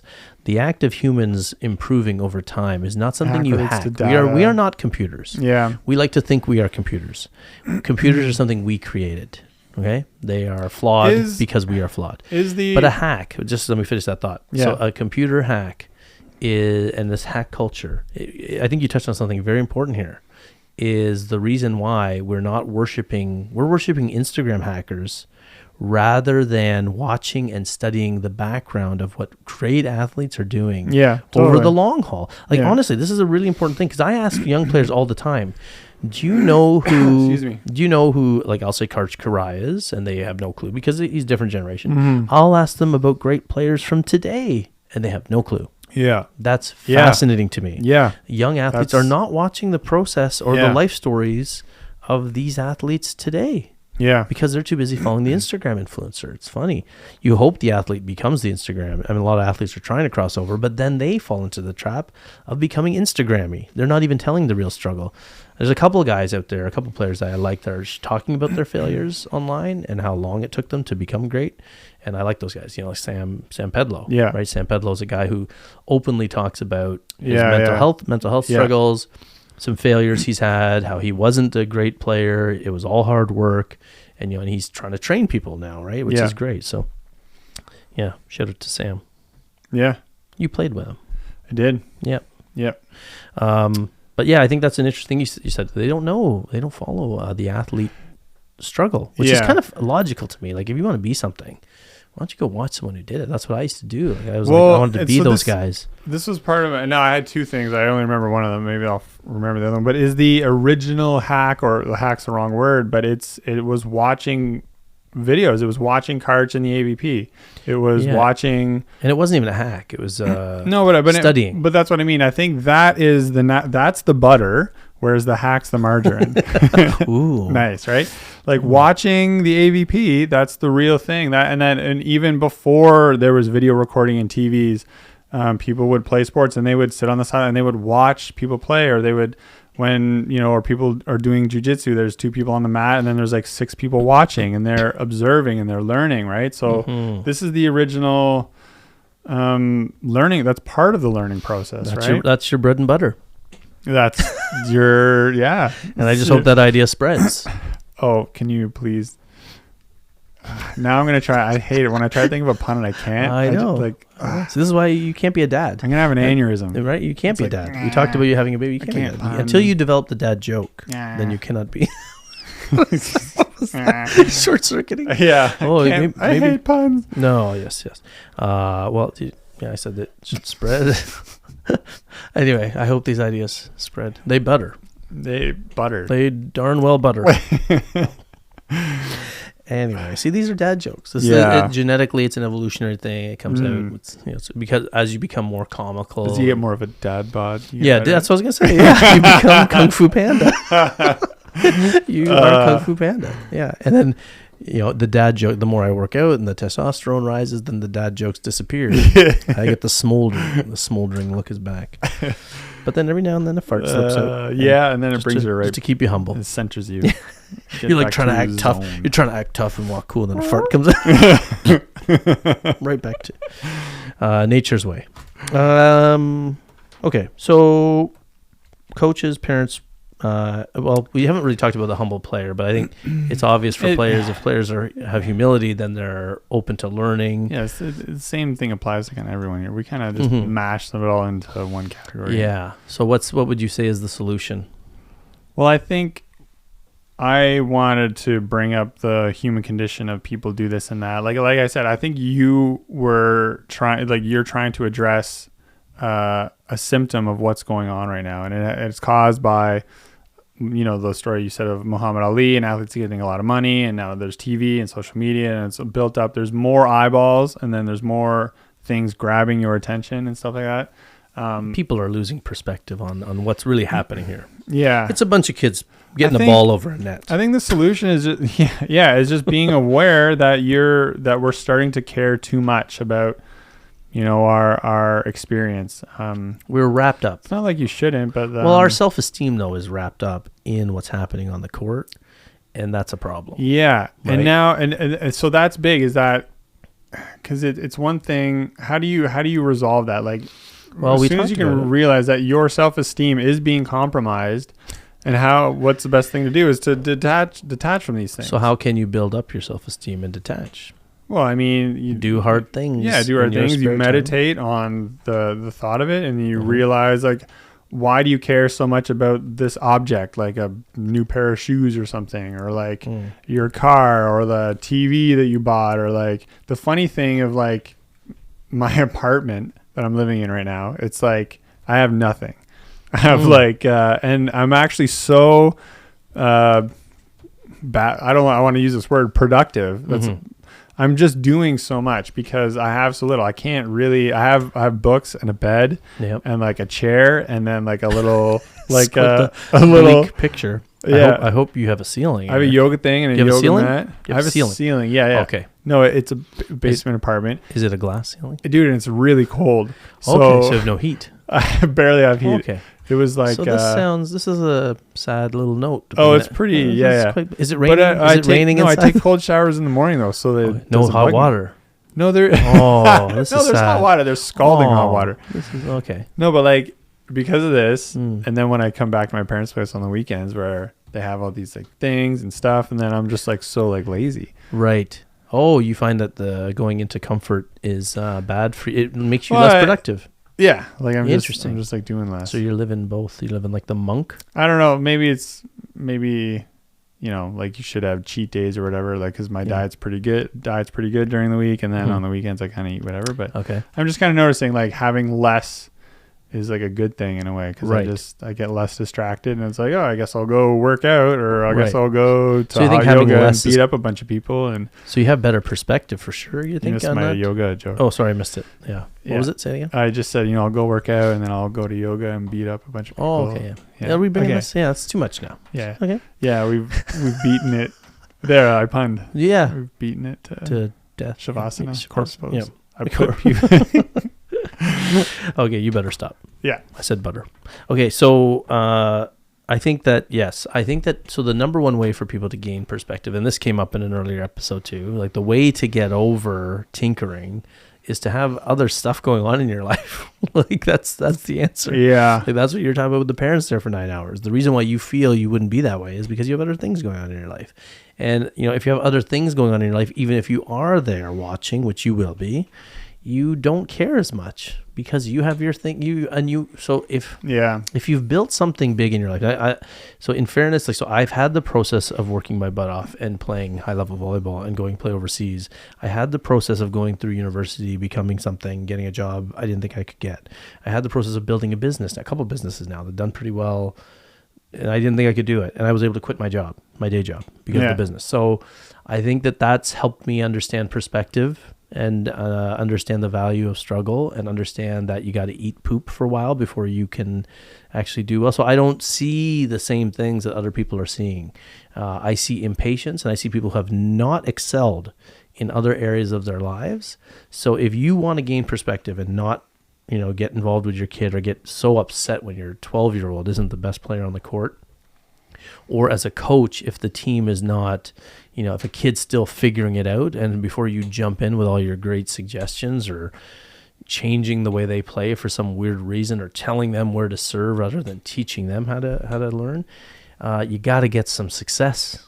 Like, it's only like, I'm telling you, there's a reason why successful people gravitate to other successful people, because they both get it.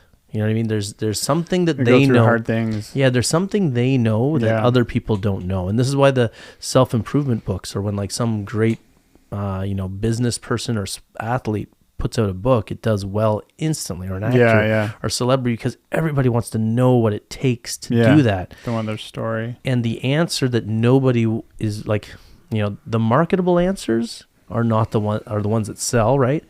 But the answer that nobody likes to hear is just work your ass off at something. Just work harder. Like that's like that's what everybody should be talking. Instead of life hacks, we should be telling everybody work hard. This is why biographies, by the way, a lot of hardworking people, like if kids are listening to this, coaches and parents, you want to sort of see the process and not have to maybe build something on your own, and start reading biographies of successful people, autobiographies or great biographies written by other people, to talk about where like Leonardo da Vinci started and what that process was like. How did he get where he was? How did great athletes? I love reading books about athletes, business people, and just their own story. It's funny. I tried to read other books like that are relating to these topics sometimes, but I kind of think, But when I read biographies, life stories, it's very interesting. Kind of want to buy some biographies now. Yeah, there you go. I have stock. I've invested in stock in biographies. All of them. Full disclosure. I just remembered one thing. I wanted to bring up knees over toes guy, but I don't remember in what context. But I think what I wanted to say is that there is a turn. The tide is turning in a way. There are people who are saying, no, don't fall for the hacks. Here is the process, and here's why it works. And it's funny though, because some people criticize him for being that, now. Some people think he's the trendy guy. He's zoning in on. He's trying to do just these exercises to get just this result. I don't think he is, but I know people. But I think as soon as you are that wide scale in a way, you're always going to be open to that. It seems like such an easy like filter to put on someone, because he also has to be kind of careful in creating a training program that is one size fits all, right? Right. Well, we get criticized for being, one-dimensional or clickbaity, and people think that we're just saying this to get likes. And like, no, it's just we're saying things that resonate with people because we're trying to tell the truth. Yeah. Right. Yeah. So he's kind of the same thing. He's kind of telling the truth about, all this stuff was wrong, and people will say that's clickbaity, that's whatever, because they've been brought up in a different box than him. So and I love like how he learned and studied. Like he studied athletes, like, and Jordan was a big one of them, right? And then that French basketball player, high jumpers, like he's pulling from old wisdom. Yeah. Yeah, right? That's what our world kind of needs. And he was upfront about it too. He's like, look, this is not me. This is not novel. This has been around for a long time, but no one's talked about it. It's very interesting. It's not the thing that sells. And then I think because he had his wonderful story and he just worked so hard to get a message out, he just kept doing it, and so genuinely, right? Yep. Honestly, and a lot of free stuff. And then he changed some athletes' lives, or even just normal people who just had knee issues and Yep. they were able to do it, and then that No, builds it's reputation, funny. right? It's funny too because like the more we head in this direction of ultra fast technology, the more we're going to crave old world thinking. Like the daily Stoic, right? Like the Stoicism is coming back now. This ancient philosophy, Buddhism. It's funny. It almost makes you wonder, like, you know, even the stuff we're talking about, it keeps on coming up philosophically, like the hectic volleyball world. Let's face it, every parent listening knows this is a chaotic world. Like our kids are now done club volleyball, and we are so happy to be out of it. And I guarantee you, parents listening right now are just like, yeah, it's a horrible place. Like you walk into the gym, the energy is just, ugh. You walk into a tournament, the energy is like, ugh. Like there's so many people there for the wrong reasons. You know what I mean? You're not selling the idea of kids very well, man. Like Eric, this also supports. I want to have your baby. This supports my plan to, when I have kids, I'll just drop them off. Yes. I'll be like, see you later. Yeah.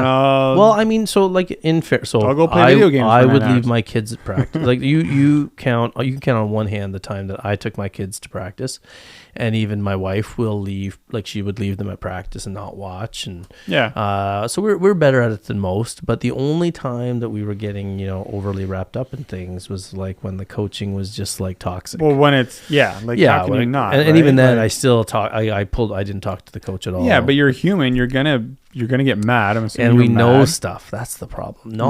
Ignorance is bliss when it comes to this stuff. Like I'm telling you, like the parents don't know how bad things were. But anyway, but the point is, like, it's interesting that we're going back to this, like, we're going back to ancient sort of wisdom. This would have been a topic that Stoics spoke about. Yes. Humility, right? Yes, humility. Yes, and patience, and that would be a virtue. Yes, humility, patience is a virtue. But these are like, you know, I mean, it's funny because even ancient wisdom, you could argue, like religions, right? Like whether you're a religious person or not, there is, you know, the 7 deadly sins are, you know, part of what it's rooted in some ancient wisdom there, right? So then, as much as like every thought that we are having now, like has been thought before, this process of advancing technology and then going back to old wisdom, this is even a cycle that has happened before. 100%, like it's probably a constant and forever will be an ongoing cycle of progressivism with conservatism, not to get political, but like the actual meaning of the only difference with today though is because technology, I think a lot of people are concerned right now because we've always had concerns and fears over new technologies and what it's done to people's mindsets and beliefs. The difference here is that it's been a very tangled web here of a real, like it's almost like the technology now is supercharged, right? To the point where it's locked in. It's not going to go anywhere. What used to take 20 years for society to shift, now it's taken 3. Yeah, like it is. The shift, the speed with which society is changing is now accelerated by the very technology. And we're shocked by how much ADD. If your society is progressing on a level of attention deficit, right? Like, how can the individuals not be? Yeah, or even the fact that we're labeling attention issues that's as what I mean. Disorder. Yeah, right. It's kind of bizarre. So like, you know, and it's the school systems who are... It's a symptom of what's So we got a teacher at the front of the room saying that Timmy or Jenny can't pay attention. Let's get them on drugs in grade 3. I don't know. Because then I think, to me, that just suggests... Margarine, butter... Yeah. Like, you know, like there's a... We don't want to I open this camera. We don't want... No, but it's true. But the idea is that, like, you know, we are... the danger with the technology now and where it's heading and why it's, you know, it's contributing to lack of humility and patience is that it's sort of it's going to be tricky to undo this. Like this is headed in a whole different place, right? Like, and that's where people have to. Yeah, I think people have to. But I mean, you know, the answer again, just because you don't want to be too bleak about it. This is where, you know, there's still ancient wisdom, think globally, act locally, right? All you can control is your little corner of the world. And you have to understand that your little corner of the world is not the whole world, right? It's still insignificant. And there's beauty in that. There's beauty in understanding that your neck of the woods but it's so is true. not this massive place. It's not the be-all, end-all of the universe. It's not a unique situation. You know, and letting go and understanding that you're just a drop of water in that river. You're just an ant on this ant colony, that you and your kid are not a big problem, or you and your team as a coach are not a big problem. That's the only way you can let go a little bit. Have some perspective, and then do that hard work in your daily life so your self-esteem is intact and you don't feel the need to assert yourself as important somewhere. I like the think globally, act locally, and like I can't say that I know it is true, but the theory I do believe is true, that if you take care of yourself, or like, you know, show yourself self-love, like how can you love someone else if you can't love yourself? Or like if you don't take care of yourself, then you can't take care of someone else. So I think that theory is true, that if you do take care of yourself, then you're actually caring for other people. You're actually caring for the world. And so if we all did that, would the world not be a better place? Like I think it would. I mean, yeah, of course it would. Well, people are walking around unhappy, right? They hate themselves. That's why they act this way. People who self-loathe act this way. Yeah. And just to show that it's not even a theory, like, you know, in the airplane, we talked about this in the other example. When the oxygen mask dropped down, the rule is put the mask on yourself before you go to help someone else, because you are useless to other people unless you take care of yourself first. And now it's weird because in our culture we take this to mean, well, then I won't help my kids. I'm going to look out for me today, or I'm going to take care of me. I'm going to have a me day. And we use it as justification for self-centeredness and more insecurity. And it's not what we mean. No, what it really means is taking care of your health, taking care of your fitness, taking care of your mind. Yeah. You know, then you are going to be so much more equipped. Think of it that way, right? Like there's a toolbox here for taking care of a team. If you're a coach, taking care of a child. If you're a parent, as a player, taking care of yourself. What that means is like you have to give yourself the tools, and you're not going to just get them. You have to build them. You have to earn them through hard work. You know, I still think the exercise thing is the way to go, and it has to be for the right reason. It can't be the aesthetic thing. It can't be like, oh, I want my body to look like this. Well, and that's the funny paradox there, is that by doing it to feel good, doing it for the mental challenge and then staying on it, and for physical reduction of pain, you're just going to look better anyways. Exactly. That's, Whereas the people who do it for aesthetics, they don't get any of the real benefits, right? And they're the ones who live the tortured life. I was going to say, as they get older, like torture, because they never look good enough. And then, I mean, I shouldn't make this joke, but I always had the joke about like, I can't wait to see, you know, this superficial online world. Like, wait till these people are in their 50s, 60s, 80s. Yeah. Like, I don't know what, like, we think the mental health issues are strong now. Wait till these, like, really superficial, all in on Instagram influencers. Wait till they become old. Hopefully, and I think many of them will go through a process of like, you know, kind of realizing it. I don't know, the lack of value in it, or like because if their brain is locked into watching social media and how that works, they're gonna see the next young pup come up while they're. It'll be a nightmare to some, but some can use it as a catalyst to some different level of enlightenment, I would think. You hope. It will happen for some. For the majority, it'll probably be a nightmare. I think so. For some, I think, but I think the majority of them, it will be a nightmare, because they'll just be, because their brain. Yeah. Remember, if you're firing synapses, right? They just keep going. Path of least resistance. Your brain is just going, I'm in compare mode. I'm in compare mode. Yeah, I'm in compare mode. I'm in compare mode. I'm in superficial. 20, I'm in superficial. I'm in superficial. So then as things start to fall away, I mean, there's a reason why like we're normalizing plastic surgery as like independence thing. Like, I don't know. No offense to anybody who's done anything, but like, I'm sorry, but it's rooted in external validation. Are you doing it? What? Oh, no. That was not Eric, I was gesturing. You're the one who brought it up. I was trying to gesture in terms of external, internal. Okay. And Eric thought I was talking about breast augmentation. Come on. These are real, by the way. Sorry. Anyway. This will bring everyone to now. See, and why did I even say that? Yeah, exactly. Do you not feel secure in your I body? do feel secure, but I just said, like, they're real. Happy? I'm happy. I can make them dance. Anyway, so Anywho, bottom line is, I think that the one thing that we can agree on is that humility is a really lost. We're losing it a little bit, right? And it's weird because like you can be insecure and not humble, right?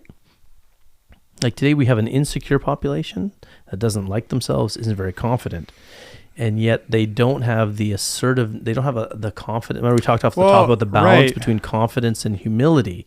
There's a difference between humility and insecurity, eh? So do you have to have a certain level of understanding or mastery or expertise in something to be able to display humility? Because it's almost like those who know something or are confident in something, are they the only ones who are able to express humility? Yes. 100%.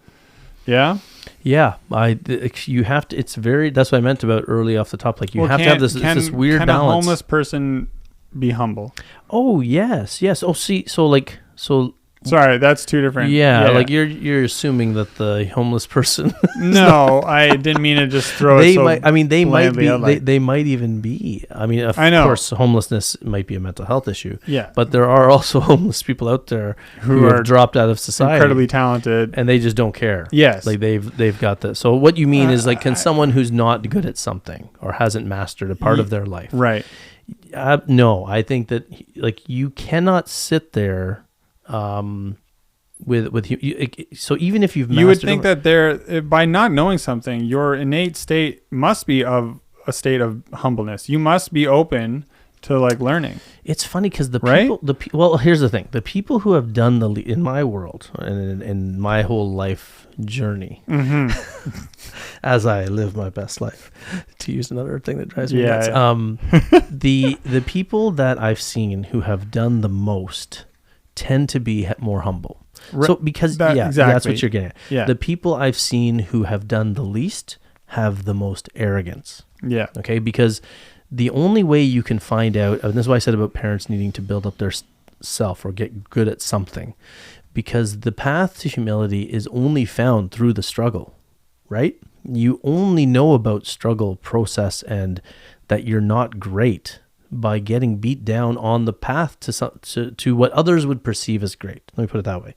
So like, one of my favorite things. So I taught English for a long time. And one of the quotes that always stuck with me was like, great writers would say this. They would say, I thought that the better I got at writing, I thought the less work I'd have to do. But the opposite is true.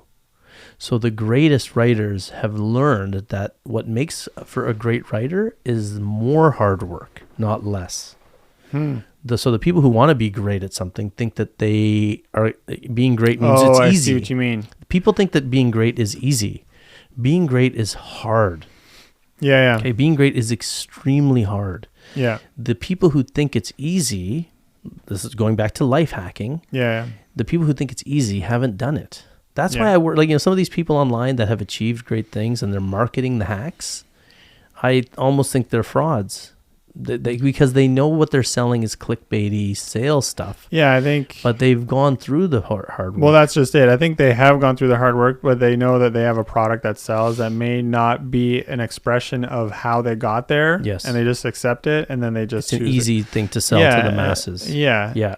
Well, that's why these self-help books sell so much. Yeah. Well, I mean, there's some value in some self-help books if they're not rooted in shortcuts.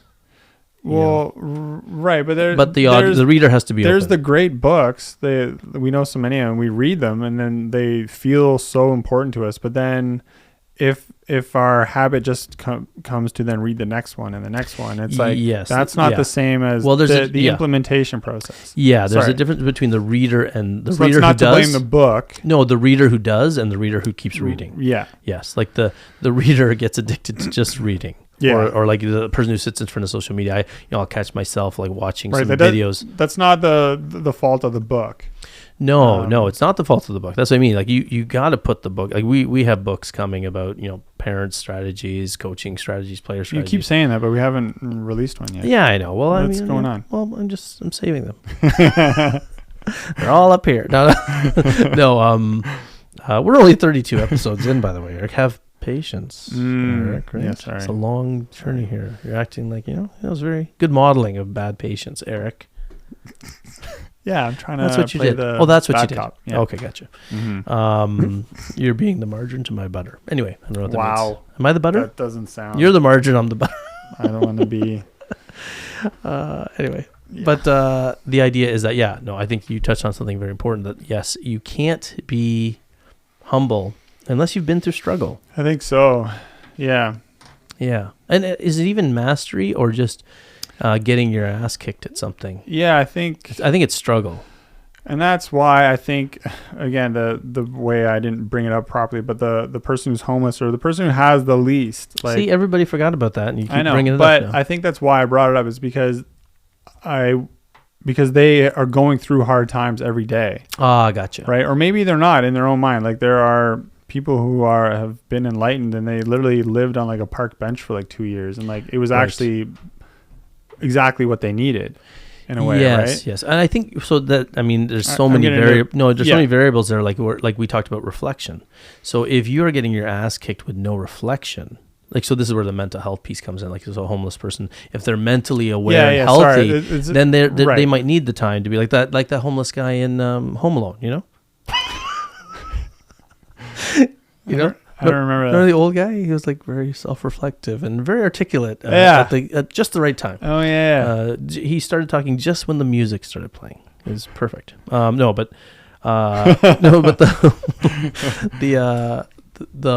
person who's able to reflect on the process and then see the value in it. So again, yes, of course, anybody can. I mean, I don't know why. Maybe that's. Do you hate? Maybe you hate homeless people? No, I'm redefining now because I think the person who is able to, because it looks weird to us, but the person who's able to survive with next to nothing. You said homeless people look weird to us? No.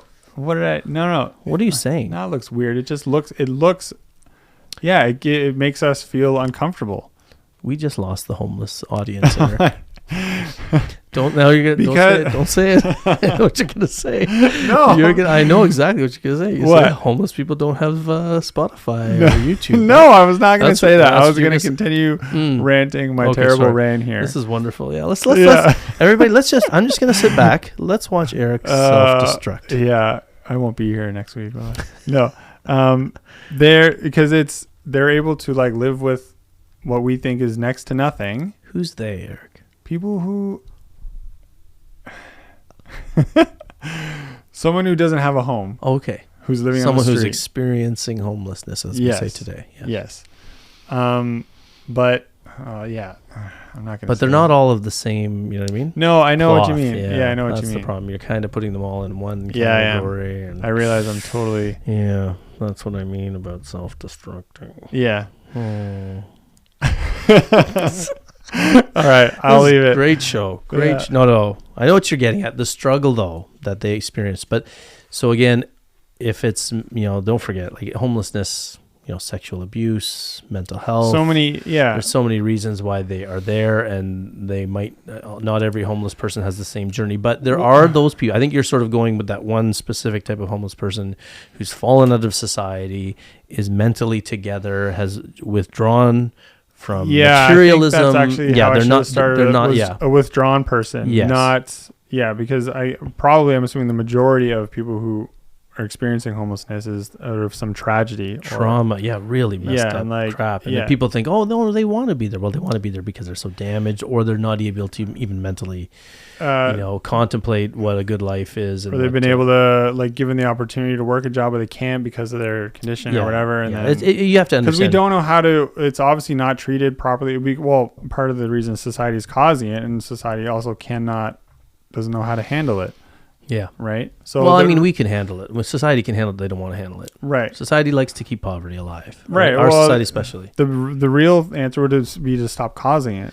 Yes. Right. But that we as a society act like we care about these issues, but we don't. Mm-hmm. If we did, it's easy to fund. It's easy to fix. So you know what? You can spend a fraction of what you spend on bombs to build homeless shelters and create mental health training for people and rehabilitation. Yeah. But the taxpayer doesn't. They get angry when they do that because, like, hey, I work really hard. And you're giving this money. All these people are lazy. Blah, blah, what blah. I was specifically thinking of are those who actually choose to live that way. Yes. Right.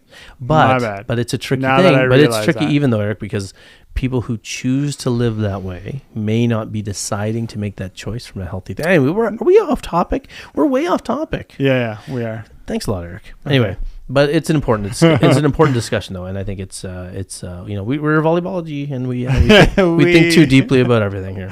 Whether it's your butter, your margarine, or your yoga mat, we think deeply about it. Anyway, so I think the idea is that it's very difficult, going back to your original point, I think to be humble unless you've gone through something and come out on the other side of it. That's a big thing. Because that's what you got to get through something and come out okay. That breeds confidence, and then that confidence in turn leads you to have much more patience with others who are struggling, because you understand where it can lead. Yeah. Versus someone who's never pulled through that. I think that's what sort of you're probably getting at there. Is someone who's never pulled through something, they tend to be very impatient. Because they've never been either at the low level, or they've never seen how long it takes to get somewhere. So parents, coaches, players, get involved in something that will take you a long time to get at and master. Fitness is the most accessible one. I think that's why we keep bringing it up. You can go to the gym, you can go to a yoga class, get your butt kicked for 20 years. That's an unending project. Unending process. That's why they call it yoga. I love that speech about, we don't call it yoga. It's called a yoga practice. Because it's ongoing. It never ends. You're always on the path to mastery, and you never will attain it. There's something very humiliating. There's something very humbling about that. Yeah. Why are those words connected? Well, because humiliation means takes you down a notch, right? Yeah, right. Yeah. Humiliation leads to humility, right? Yeah, yeah. Our society has changed the word humiliation to a bad thing. Isn't that funny? Yeah. That's why I asked about it, because it's weird how. Yeah. Okay, try parents, try to be more humble, right? Parents, try to be more humble. Coaches, you weren't gonna mockingbird with me? Oh, I don't know. Okay, I was just hoping you weren't gonna say anything about the homeless again. Oh man. Anyway, okay, sorry. So finish no. See how I instantly put you in your place? Yeah. Humiliation. Come on, Zibby, you aren't going to do the mockingbird with me? No, I just don't want you to say, oh, sorry. Shame. Humiliate. I'm writing my, I will never say it. No, so coaches, I think that if we are all a little more humble, and if we are all a little more, you can't just say be humble, but if we do things that help promote humility among us, then I think we will become much better coaches. We will feel the need to interfere less with things. Like, we'll know the difference between, we'll see the value in players failing a little bit more, and that'll give us the patience to let them work through it, right? Which is the skill we want the players to learn. And parents, same thing. We will watch the game with an understanding that this is a very long path, even if they're 15 or 16 or 18. And it's about life. It's not about volleyball, right? Same with the coaches. This is about life, not about volleyball. You're training them for life, not for volleyball. So what do you want to pass on to them? Impatience, change, tinker, change direction, panic, change. Having to listen to you. Yeah, having to listen to me. What? Oh, you mean them. Yeah. The royal you.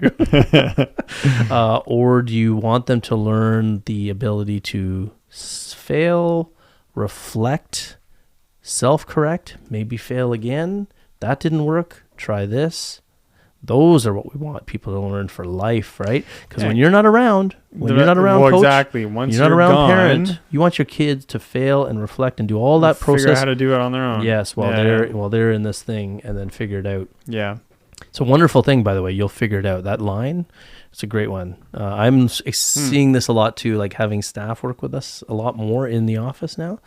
The line of like, well, you'll figure it out. Two things happen, right? Yeah. Like, one, they learn not to depend on me, right? Which frees me up to work on bigger things or better things. But more importantly, it also says to them that I believe in them, right? There's a confidence in them. Right. Wow, that person's trusting me to figure this out. If you, as a coach, doing that is wonderful too. I learned this through coaching. Yeah. I learned this by seeing players like asking the player a question like, wow, that's a big blocker you have against you. what can you do you think? And they're like, well, maybe I can mix in tips. Maybe I can change my angle. Maybe I should approach further back. Maybe I'm taking off too close to the ball. Maybe, you know what I mean? Like there's so much value in having the player go through that process. Yeah.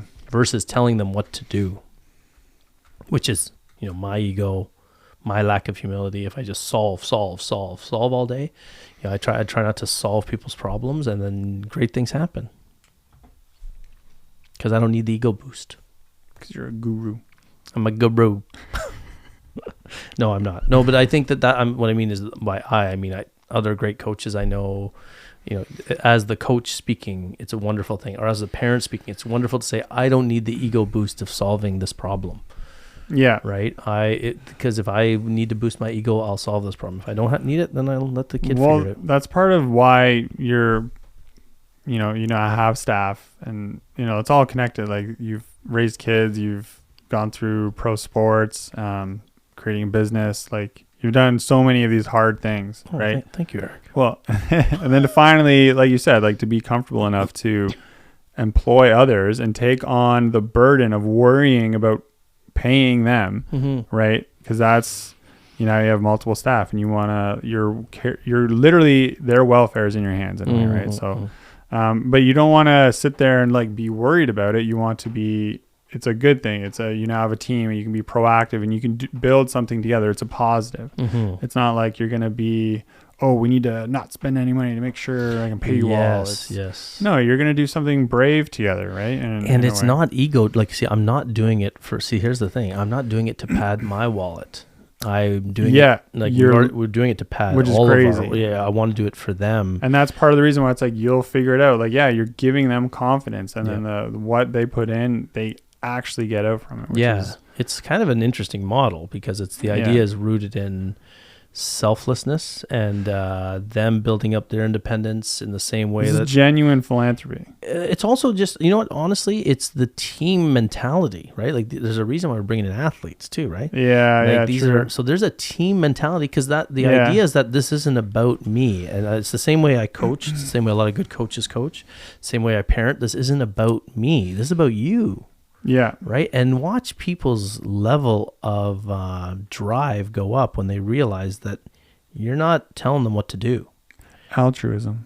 That's what it is. Altruism. It's a little bit. Yeah. There's a community thing, right? There's like, we're all in this together. Yeah.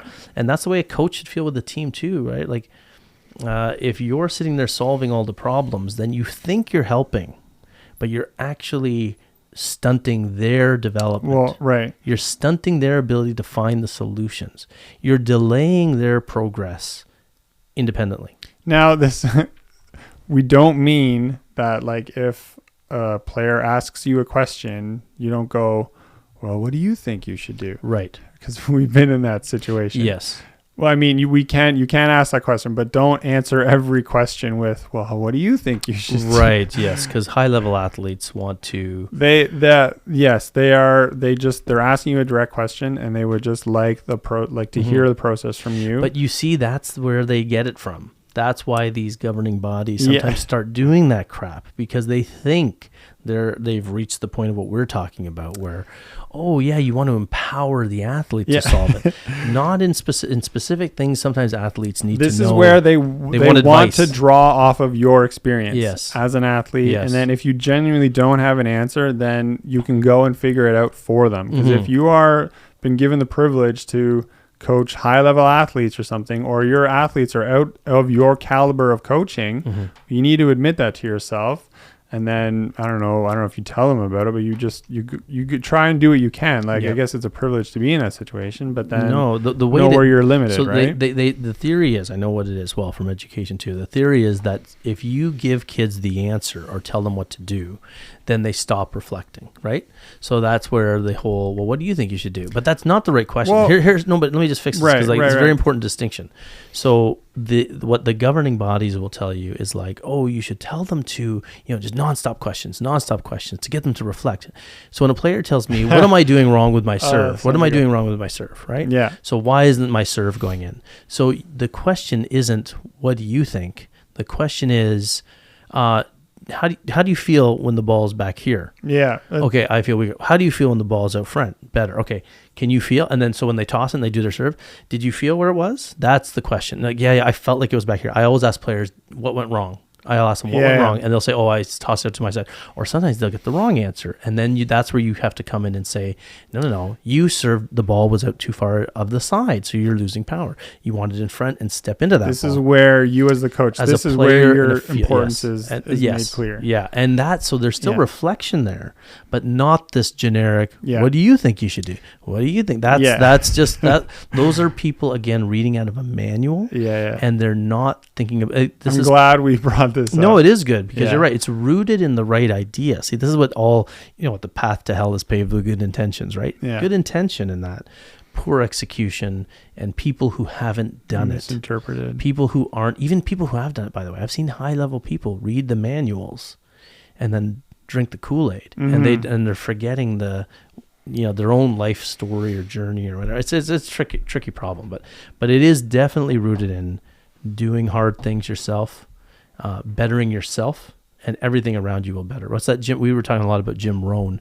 A lot of people like Tony Robbins. If anybody's heard of Tony Robbins, his mentor was Jim Rohn, and the line was, "If you want to improve your life, improve yourself." It's simple. Improve yourself, improve your life. That's it. That's the answer. Like it's not the one people want to hear. Yeah. But if you're unhappy with one element of your life, if you're a coach, if you're a parent, and you walk into the gym and all this stuff is crappy, improve yourself, improve your life. Yeah, because like how many opportunities, like if it's just like you wake up, you go to work, or you wake up, you help take care of your kids, like, and then you go to work, they go to school, you come home, you pick them up, bring them to volleyball, and you guys watch a movie at night. Like where there's so many, it's such a busy life. It doesn't have to be there. Like for sure, there are opportunities. Are we all taking advantage of the opportunities we have? But again, like a lot of these things that we do that aren't necessarily improving our lives, they're in a way kind of keeping us sane or like helping us cope with the day of like a stressful job and stuff like that. So it's tough. Like, well, we make it tough. We tell ourselves it's tough, but it's really easy. Again, the hard answer that people don't want to hear is there's tons of time in your day to take 15 minutes to do something hard. That's just it. Yeah. Whether it's reading a book, working out. Yeah. We tell ourselves we're so busy. We're not that busy. Look at us. You and me sat around doing this podcast for 2 hours. Yeah. Could have been doing something useful. Yeah. You know? I was going to make a joke. I'm glad I didn't. Yeah. Oh, that was going to be.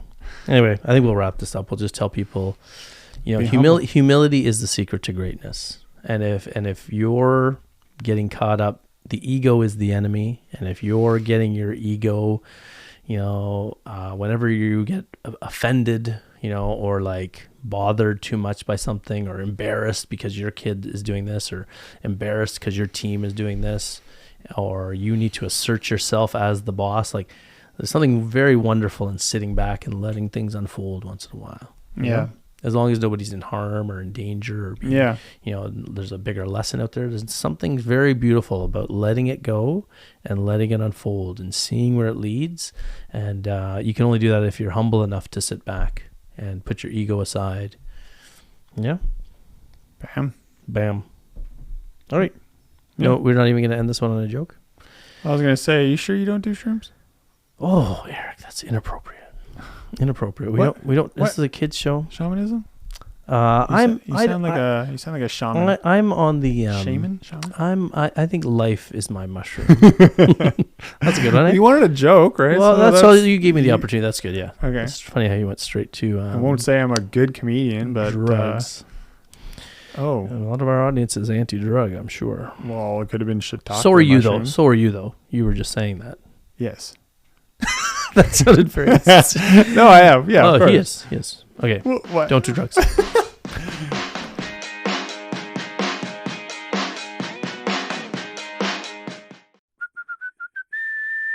What's the big idea?